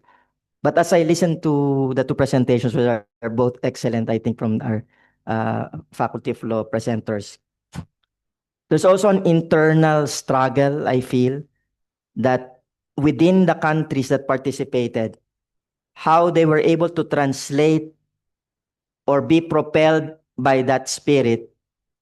I mean, as soon as they got back home, they then started to face their own realities, including the need to perpetuate their own power, the vested interests the dynamics of power within the nation state. And I think also the disconnect between the people and the government and the states is also a crucial factor. But as I listen to how the international, for example, human rights law came into place, and it's very robust, right? But there's post-war, there were two sort of pathways. One is to establish the international human rights law, but on the development side, we also see a very different pathway where how economic development was envisioned. And oftentimes, there's a clash between human rights and development. And what we've seen, I think, over the last 30 years or so or more, is the primacy of the economic development over human rights. In fact, human rights has been sidelined, right? And we see that more and more today with the rise of the new oligarchs, the technology CEOs, for example, like the likes of Elon Musk, who, you know, they show their power and their disrespect for human rights and the principles of social justice. So I think also reflecting on why it failed is also because there's a lot of challenges that, again, I mean, if you flip it, how then, if we are to re-energize the spirit, how then do we sustain that? It's also a question of how we resist these powers that would want to keep it at bay, or to undermine or undercut the idea of human rights and social justice. And how to, more importantly perhaps, how do we advance an alternative economic agenda? There was an attempt with the new international economic order in the 70s, but even that was sidelined later on when neoliberalism became ascendant, the WTO, you know. So I think partly globalization of the 1990s is also, you know, one of the culprits of why there's a continuing attempt to extinguish that spirit of Bandung, and that's therefore also, you know, one of the things that we must continue to resist, no, this corporate-driven development agenda. Thank you, Joseph, for the additional thoughts that I think, yes, making it even more relevant for us now to discuss this. Is there a response? You raise a very interesting issue on the relation between human rights and development in the Bandung spirit. There is a good article that I got from Professor Arif Ansori. Professor Arif Ansori is what we call the chief of the professor here in Unpad. We call the Dewan Professor. What is the professor board? Yeah, board of professor here in Unpad. And now he's also one of the member of the Dewan Ekonomi Nasional, or the National Economic Board under the President Prabowo. In a commemorating of the 70th anniversary of the Asian African Conference, then at that event, he said that in the changing context, the Bandung spirit regains its force. It was never about isolation. It was about autonomy. And it was never anti-development. It was about asserting the right to define development on one's own terms. Okay. And today, according to him, as the authority of American exceptionalism wants, the Bandung principle, respect for sovereignty, non-interference, solidarity, and the belief that development must be rooted in the context over a roadmap for more equitable global order. So Bandung reminds us that the future development will not be dictated. It will be negotiated, and it will be plural. So that's Professor Arif Ansori argue about how the relationship between human rights and development in Asian African region. In addition to that, I want to add that perhaps there are two important issues that we have to consider. The first one is from the government level. I'm not quite sure whether government among Asian African countries try to maintain to the continuous relation between, for example, Indonesia, for instance. After President Prabowo took an oath, so his first foreign visit is not in ASEAN, but rather China. So again, it creates a big question whether there is a shift of foreign politic relation in Indonesia. And again, that it will depend on each of the president who will decide what kind of foreign relation under his regime. So this is the first challenges that the continuous close relation among government in Asian African countries. And the second, perhaps among the citizens of ASEAN.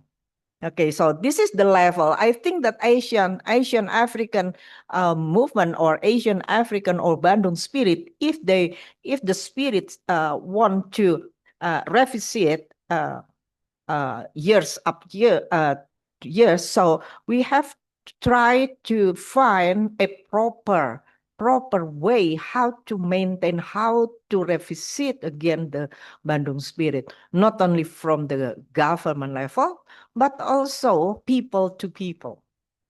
Perhaps government to government, people to people, and perhaps private to private, or just make like all of them have a very have a relation. So I think this is the challenge. But I'm not.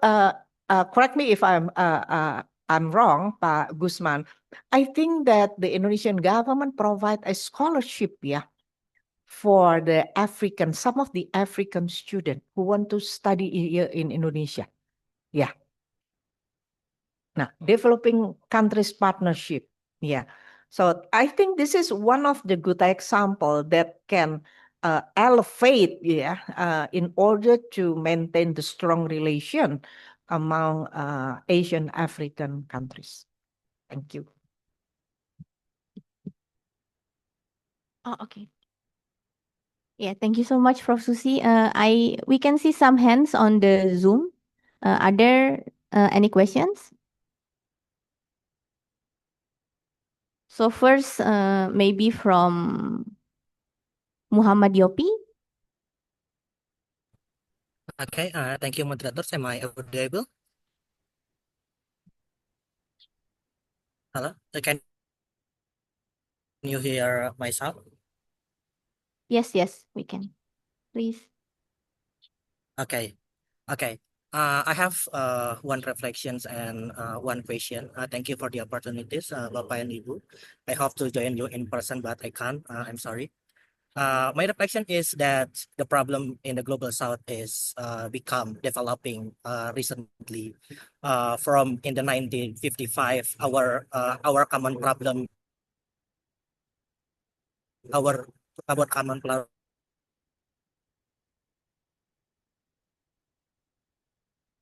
Sorry, Yopi. is the colonialism. We share a common problem, maybe and also yeah. Yeah, it was Sorry, breaking am I earlier. audible? Yes, but it was breaking earlier. Can you please repeat a little bit? Okay. Okay. Okay, so there is some developing problems in the global south areas. There's such as corruption, climate change, and also authoritarianism. So I think my reflection is when I learned about the spirit of Bandung from the presentations before, that we have to make another solidarity of movements to against to against authoritarianism that grows in global south countries. Maybe Bu Susi still remember that that is in our discussion last year in International Public Law Society in Madrid, that we discussed in the global south area, not only global south, but in several countries, that the authoritarian leaders learn from each other.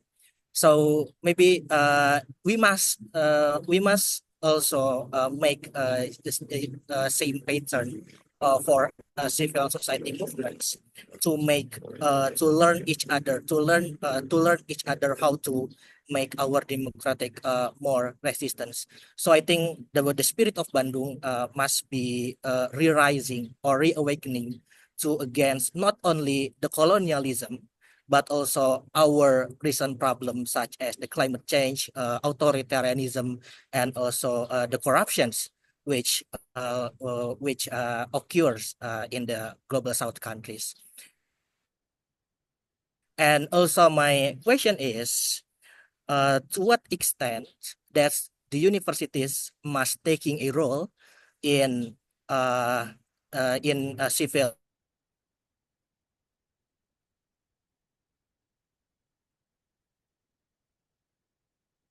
Hello, Yopi. Sorry, you're breaking again. Society movement or in support civil society movement in this that there is some scholars argue that the scholars of the universities as a knowledge institution must taking a role to support a civil society movement. But on the other side, there is a lot of scholars argue their opinion that if the scholars or if the university taking a role in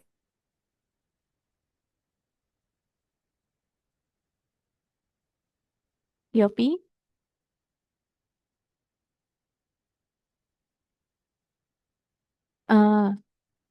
the student movement, it would brings the scholars into borrow.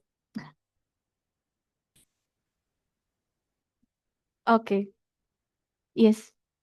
So, Yopi, what we got from your questions is how the university can take more roles in supporting civil society. And then, would you like to add more? It was breaking a little bit earlier. Maybe you can turn off the camera. Okay, yeah, that's my question, and also my adding reflections is that we must re-rising the spirit of Bandung to against the authoritarianism, and also tackling our common problems such as climate change and also the corruptions. Okay, great. Thank you, Yopi. So maybe before I gave the speakers to answer the question, can we have one more question from Fallujah? And then we can answer together. Yes, please, Fallujah. Okay, thank you so much for the opportunity. My name is Fallujah and I'm the undergraduate student from the Padjadjaran University. I have a question and I also have a reflection on how we as students in a higher education can reflect onto the Bandung values or Bandung Dasasila. So it is a National Education Day. So I reflect more a lot on the education field. So we can see that students must always be involved in socio-political activities and to contribute to the creations of law and also regulations. And throughout my journey as a student since 2022, I have come to believe that student movements must be grounded in academic responsibility. And as a student, we labeled ourselves as an agent of change in the society, and especially as individuals who's pursuing higher education. Our role is to help society understand what is the issues that going on right now in our nations, and also broadening the access to information and knowledge. On the other hand, going to demonstration in the streets, it can be an option to show our movement. But at the same time, every movement must be rooted in academic foundations. And also the students can make movements more inclusive, and when shaping the legal and political structure of the country, it opens up a broader opportunities for participation. And I think why the students need to do this, it is because democracy requires a society that understands what democracy truly is and how democracy really works. And therefore, I think as an individual who has access to a higher education, it is the duty of the students to open up and also spread that knowledge, to educate and engage directly with the public so that people can understand what is really happening and why the enforcement of justice and protections of rights is really essential. And I think this aligns closely with the spirit of Bandung, which emphasizes solidarity among the peoples and also the struggles against all forms of oppression and the pursuit of peace and also cooperation. And I also have a question to ask to Prof. Susi, Bu Ira, and also the people from Focus on Global South. So with the increasing number and statements made by, we can see the minister from Indonesia, officials government, we have heard some minister claim that education is not that important. So from this, how can we as a student spread ideas about the importance of education to help build an educated society? And when we talk about democracy, we are talking about the voice of majority, right? and yet only 10% of Indonesians have access to higher education. So how should the academics take an active role meet to the constraints of government institutions and the presence of public officials who tend to undermine the value of education? That is my question. Thank you. You, Fallujah. So before we take more questions, I think I would like to give the speakers first the chance to answer the first two questions.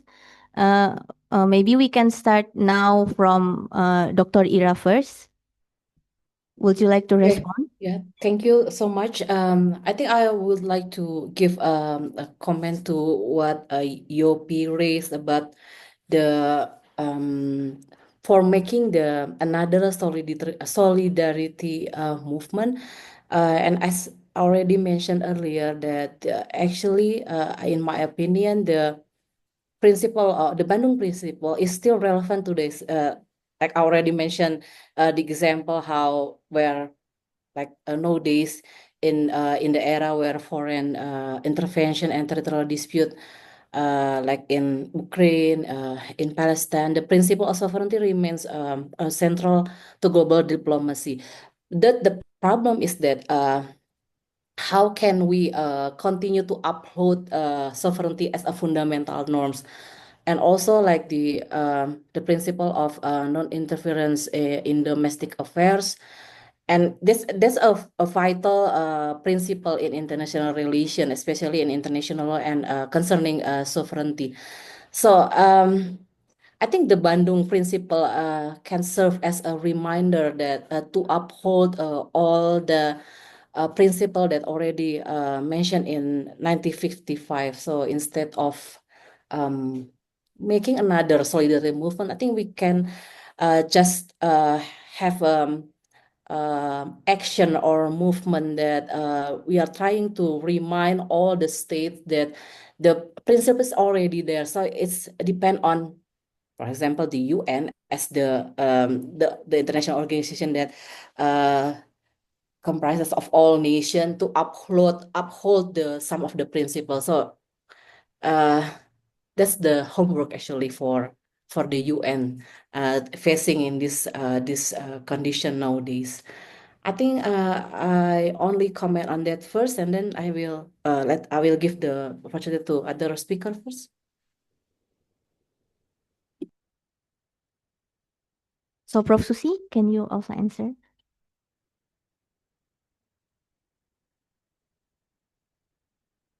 Thank you for the question from Yopi and Fallujah. And both of them, Yopi just finished master program from Melbourne Law School. And Fallujah now is an activist of the student. He's a chair of like what we call the magazine, the journalist magazine. Yeah, and there's an interesting question from Yopi. You raised the issue of a climate change, then authoritarian, as well as corruption. And this is the fact that now most of the Asian African country face this serious problem. Yeah. However, the difficult thing is about because of each of the national government has a very different policy dealing with the climate change, dealing with authoritarian as well as corruption. I will take Indonesia as an example. Both I think university, then researcher, activists, then student, university student has already mentioned a number of times in regard to the dangers of the climate change.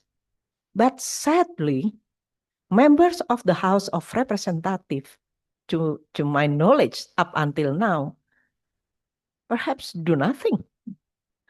If I'm not say not do nothing, but if they do something, the very little, and it does not give an important impact to them. So again, there is a gap between the government level and the people. The people are already aware of some of the important issue, but the government, again, because of they have their own agenda. If you see, for example, from the social media, when the governor throughout Indonesia meet a meeting with the commission, one of the commission of the House of Representatives. And most of the government, there is one of the government that come from the central Sulawesi. And he raised his concern about the quality of environment in Center Sulawesi because of the mining. Okay. But again, the government say that the governor cannot do anything because the license, the permit issued by the central government. So this is the problem because the central government has their own agenda. The local government, again, also has their own agenda. So this is the very serious problem, I think, that not only faced by the Indonesian government, but maybe the government in Asian African country. So that's my first response to Yopi. And then the second, Yopi raised also about how the university should play a more active role. Yes, last year when we attended a conference in Madrid in a special session, the Global South session, and there is also a panel that raised the issue how the university should play more active role dealing with some fundamental problems facing by the Global South. And perhaps there is also, is there any possibility that university become the fourth pillar? Rather, or another, no need to become a fourth pillar. But the most important thing that the university should take a more active role in several forms. Okay, and a question from Fallujah say again, I think the same tone, yeah, how university put an active role. I will give you a very interesting example. One of when the student of the law faculty of Gadjah Mada University, they want to conduct it in academic discussion, but the topic of discussion is very sensitive. It's about the impeachment of the president.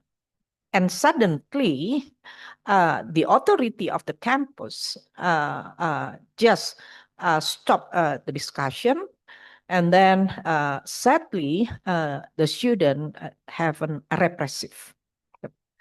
But the interesting thing is, what is the decision that made by the dean of the faculty of law? The dean of the faculty of law then took all the students and put them in a safe house. So I think this is a very important policy for Indonesia in the future in order to face the possibility of authoritarian. So every university leaders should aware about the security of each of the element of the university.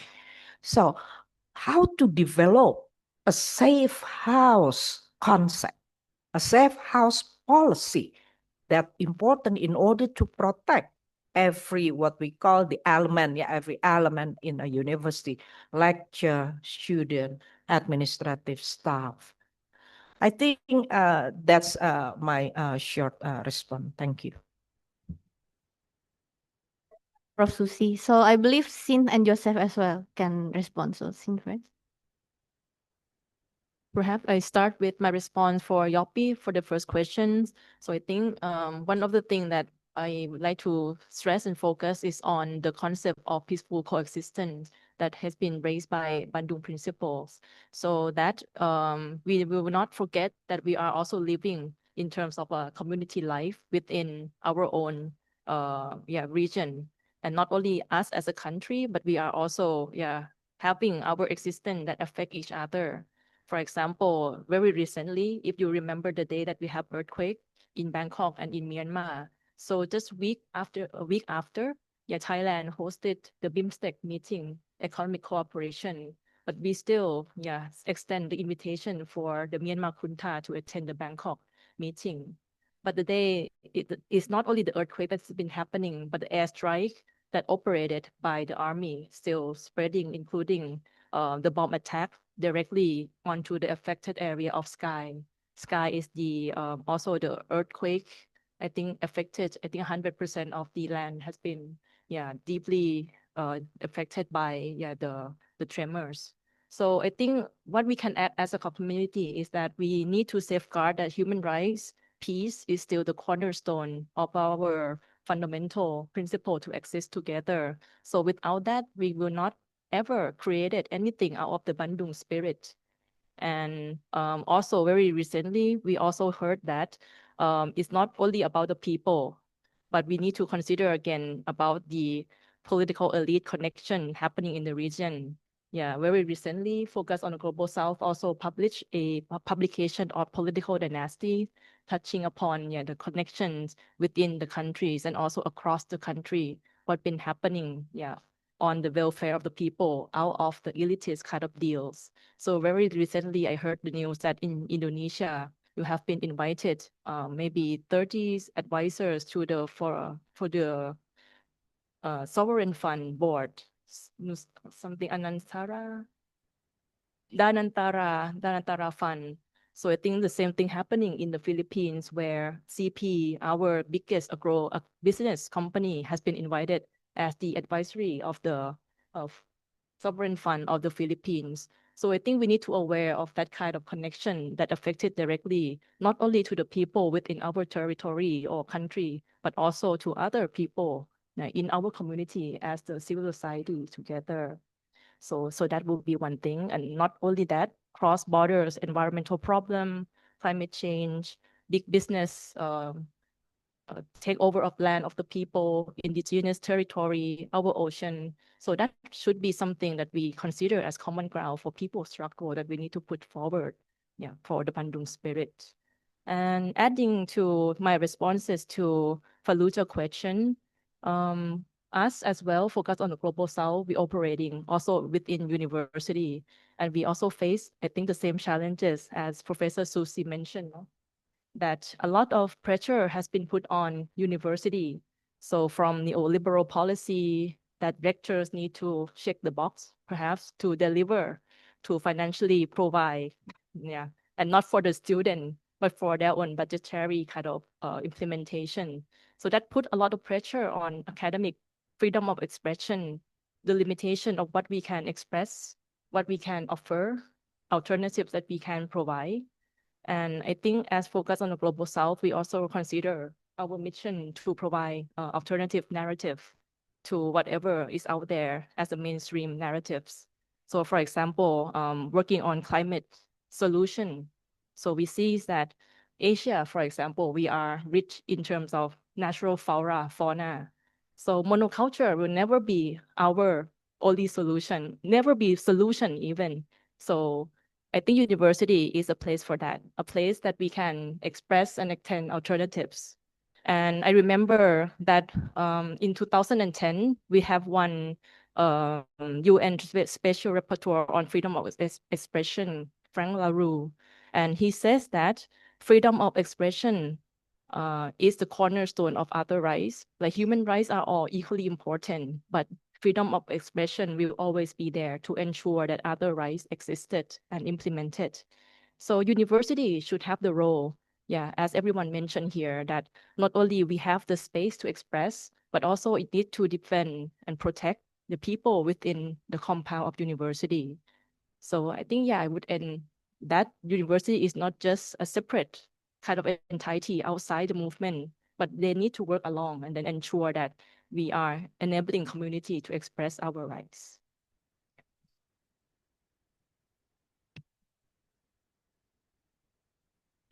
Yeah, I think thank you for those questions, and I think for raising the point of authoritarianism, the central issue of authoritarianism.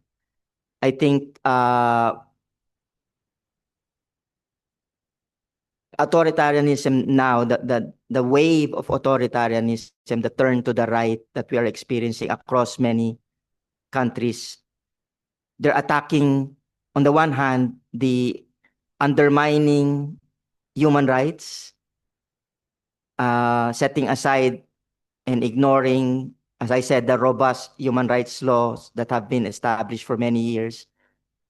But at the same time, the authoritarian agenda is completely aligned with the corporate-driven neoliberal development agenda. So it's double whammy on our part, right? And as our experience in the Philippines under Duterte, for example, showed, there's also a very real danger when the people accept authoritarian rule, in fact, embrace authoritarian rule, and it becomes normalized. So on the increasing hostility against universities, for example, I see this as part of the authoritarian playbook. So we've seen attacks against human rights defenders, and now we're seeing increasingly the hostility against academic institutions as bastions of critical thought.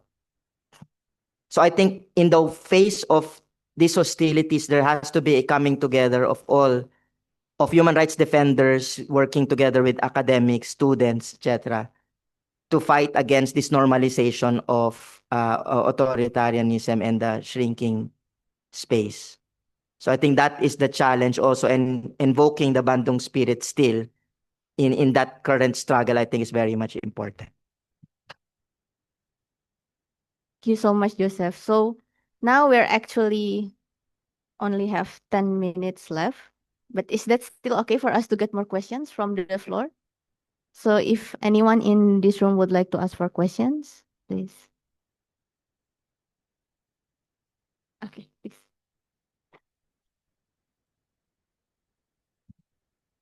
Hi, everyone. I'm Benny. I'm joining as an alumni, but I'm also representing a foundation to promote open society, working on civic space issues and human rights defenders protection in Asia. I think one quick reflection on the Bandung spirit is that I cannot find any word of accountability in any of these beautiful international declarations and so on. While we talk a lot about peace, we talk a lot about mutual respect, etc. But when we have a friend and who are doing bad things and we don't try to remind them or hold them accountable for what they are doing, then we can't really have a real peace or like a real democracy. So just want to get your reflection on this part. Like, where do you see like accountability place in this whole thing? Because we have like non-interference principle, but then we see like out of the 29 countries in who attended the Asia Africa conference, how many fall into the dictatorship? Maybe like 80% of it. You have Laos, you have Myanmar, Liberia, and whatnot, and maybe only Japan who are kind of okay-ish. So yeah, where do you see like accountability place? And I feel like maybe as an academic institution, civil society organizations, we need to like renew the spirit, not just like simply like carry on, but like we need to add something to it. And I feel like accountability is something that's really needed. And also reflecting on after that we have ASEAN, for example, there is zero accountability in ASEAN. That's why it's not really functional. We look into like the Africa Union, they still have some sort of mechanism, while in Southeast Asia, we kind of stuck with that type of like very soft economic cooperation. And when there is a military coup that is very, very bloody and like people get bombed by jet fighter by their own government, like in the Myanmar, there's no accountability. ASEAN come up with a 5-point consensus that are like very soft. iShare created in 2008.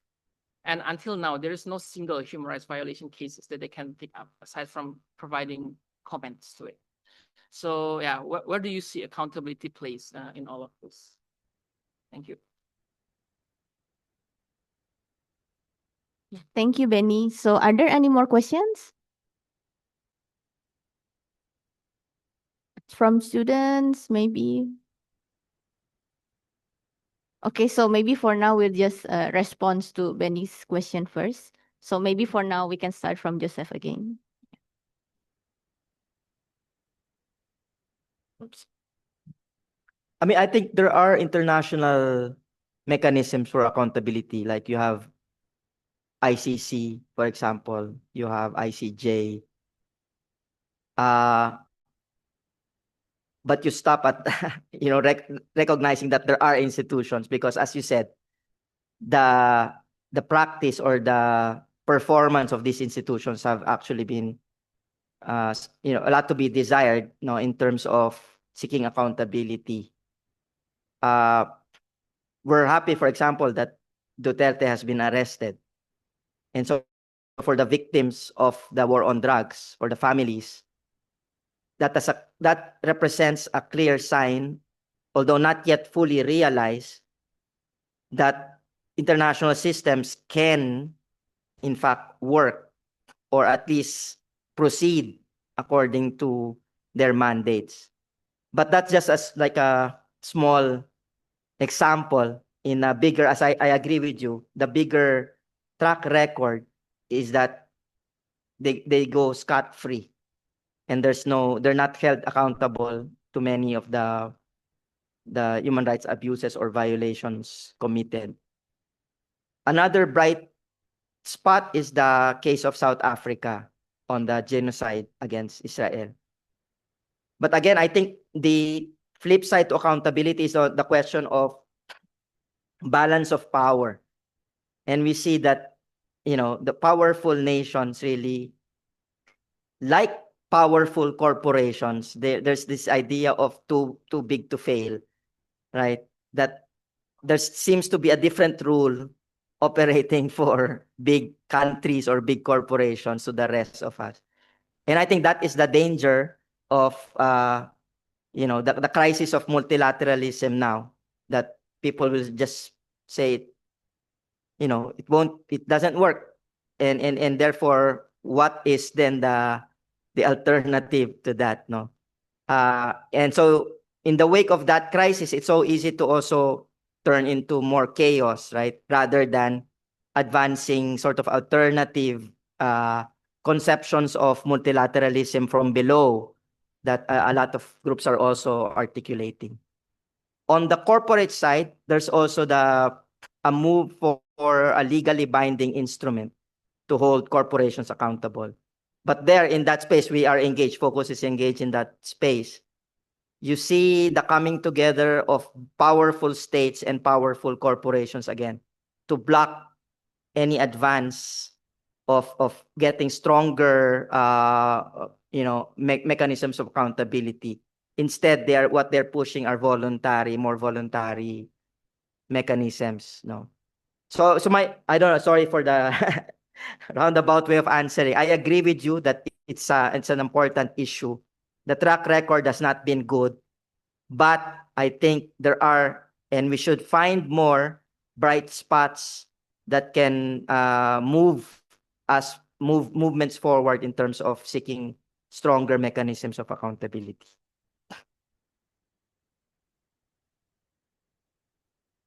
Maybe adding to what Joseph has been mentioned. So I think one of the trends that we observe now about accountability is that it has been done through the competition as well. For example, right now, I think ASEAN countries are competing to sign FTA with EU, for example. So civil society try to make at least one of the mechanisms relevant to human rights part of the negotiation. So out of that, yeah, I'm not saying that it's the right way, but it's one of the channel that we can perhaps prove the record and ensuring that rights kind of track on accountability can be the lines within the ASEAN. So yeah, that will be the trend. And then we as civil societies need to push as much for the negotiation. So one of the way, like it or not, is happening.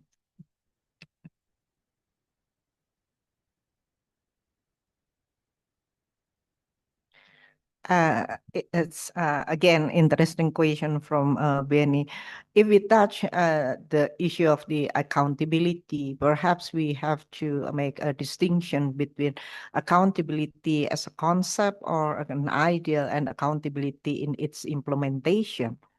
Accountability as a concept can be seen perhaps from the principle and the norms, but again, it is not merely or it is not necessarily quote explicitly, but can imply.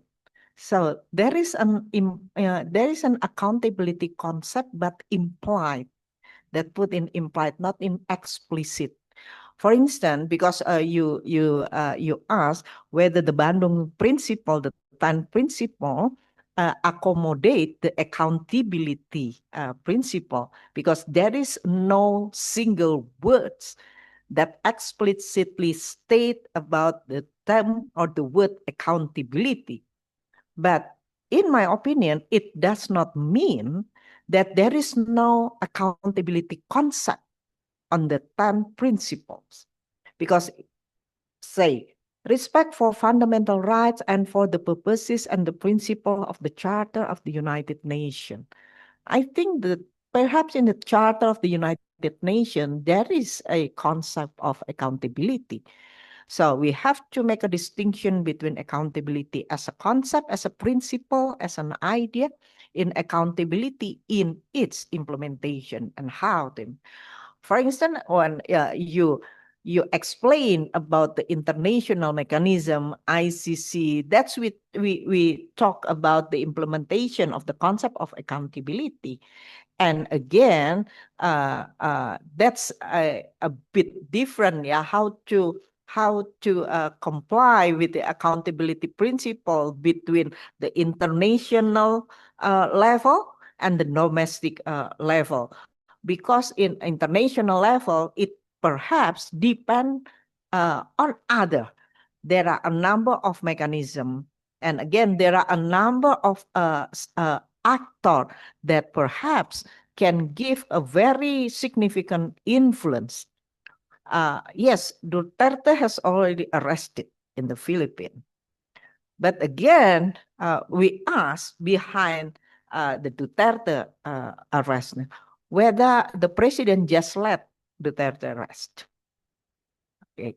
And if the president did not allow Duterte to be arrested, then what happened? Whether the international mechanism will work out? I don't think so. So, because, yeah, in international level, there are a number of significant factors. There are a number of fundamental factors that can be influenced on the implementation or the implementation of the concept of the accountability.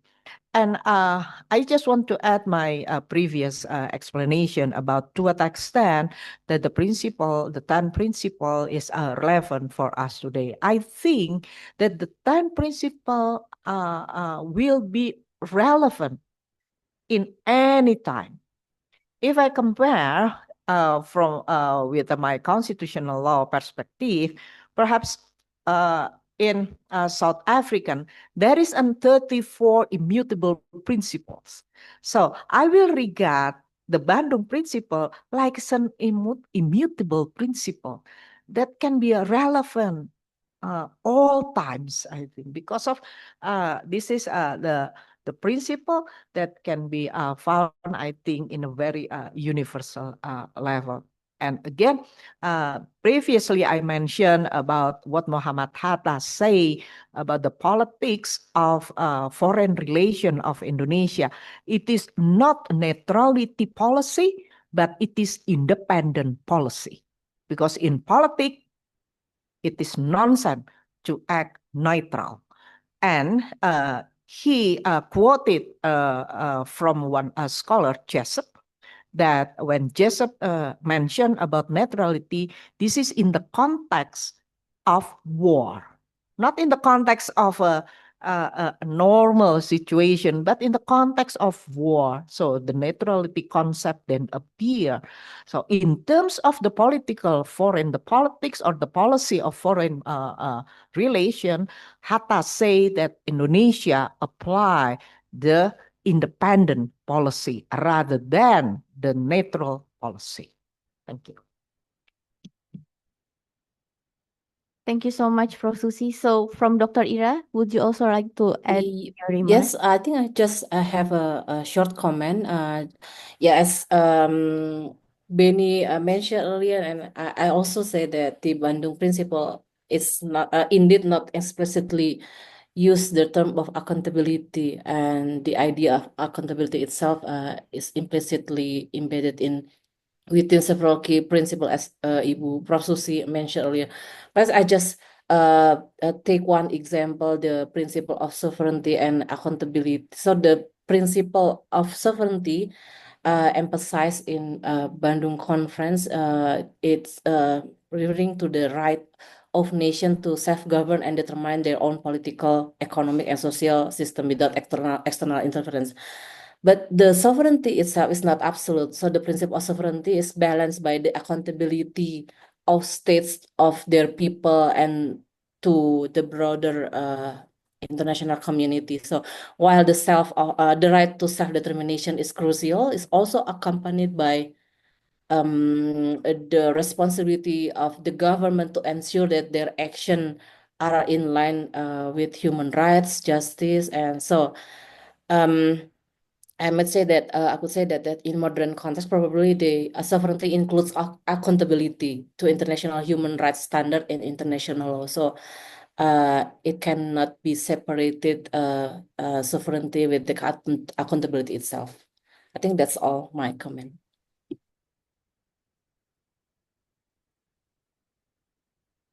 Yeah, thank you so much, Dr. Ira, for your remarks. So I guess we're already past the time. So maybe it's time for us now to close the session. So once again, thank you very much, everyone, for your participations. Thank you very much to the 4 speakers for your excellent presentation. Let's give a round of applause. And we also would like to express our deepest gratitude to the Faculty of Law Universitas Padjadjaran for being such a gracious host, especially Bunela here, who has been coordinating with us. Thank you so much. And yeah, it really means a lot for us, I think, for being able to have discussion with all the academics and also the students. Hopefully, this is just a beginning for our collaboration in the future. And we look forward to more events in the future together. So yeah, thank you.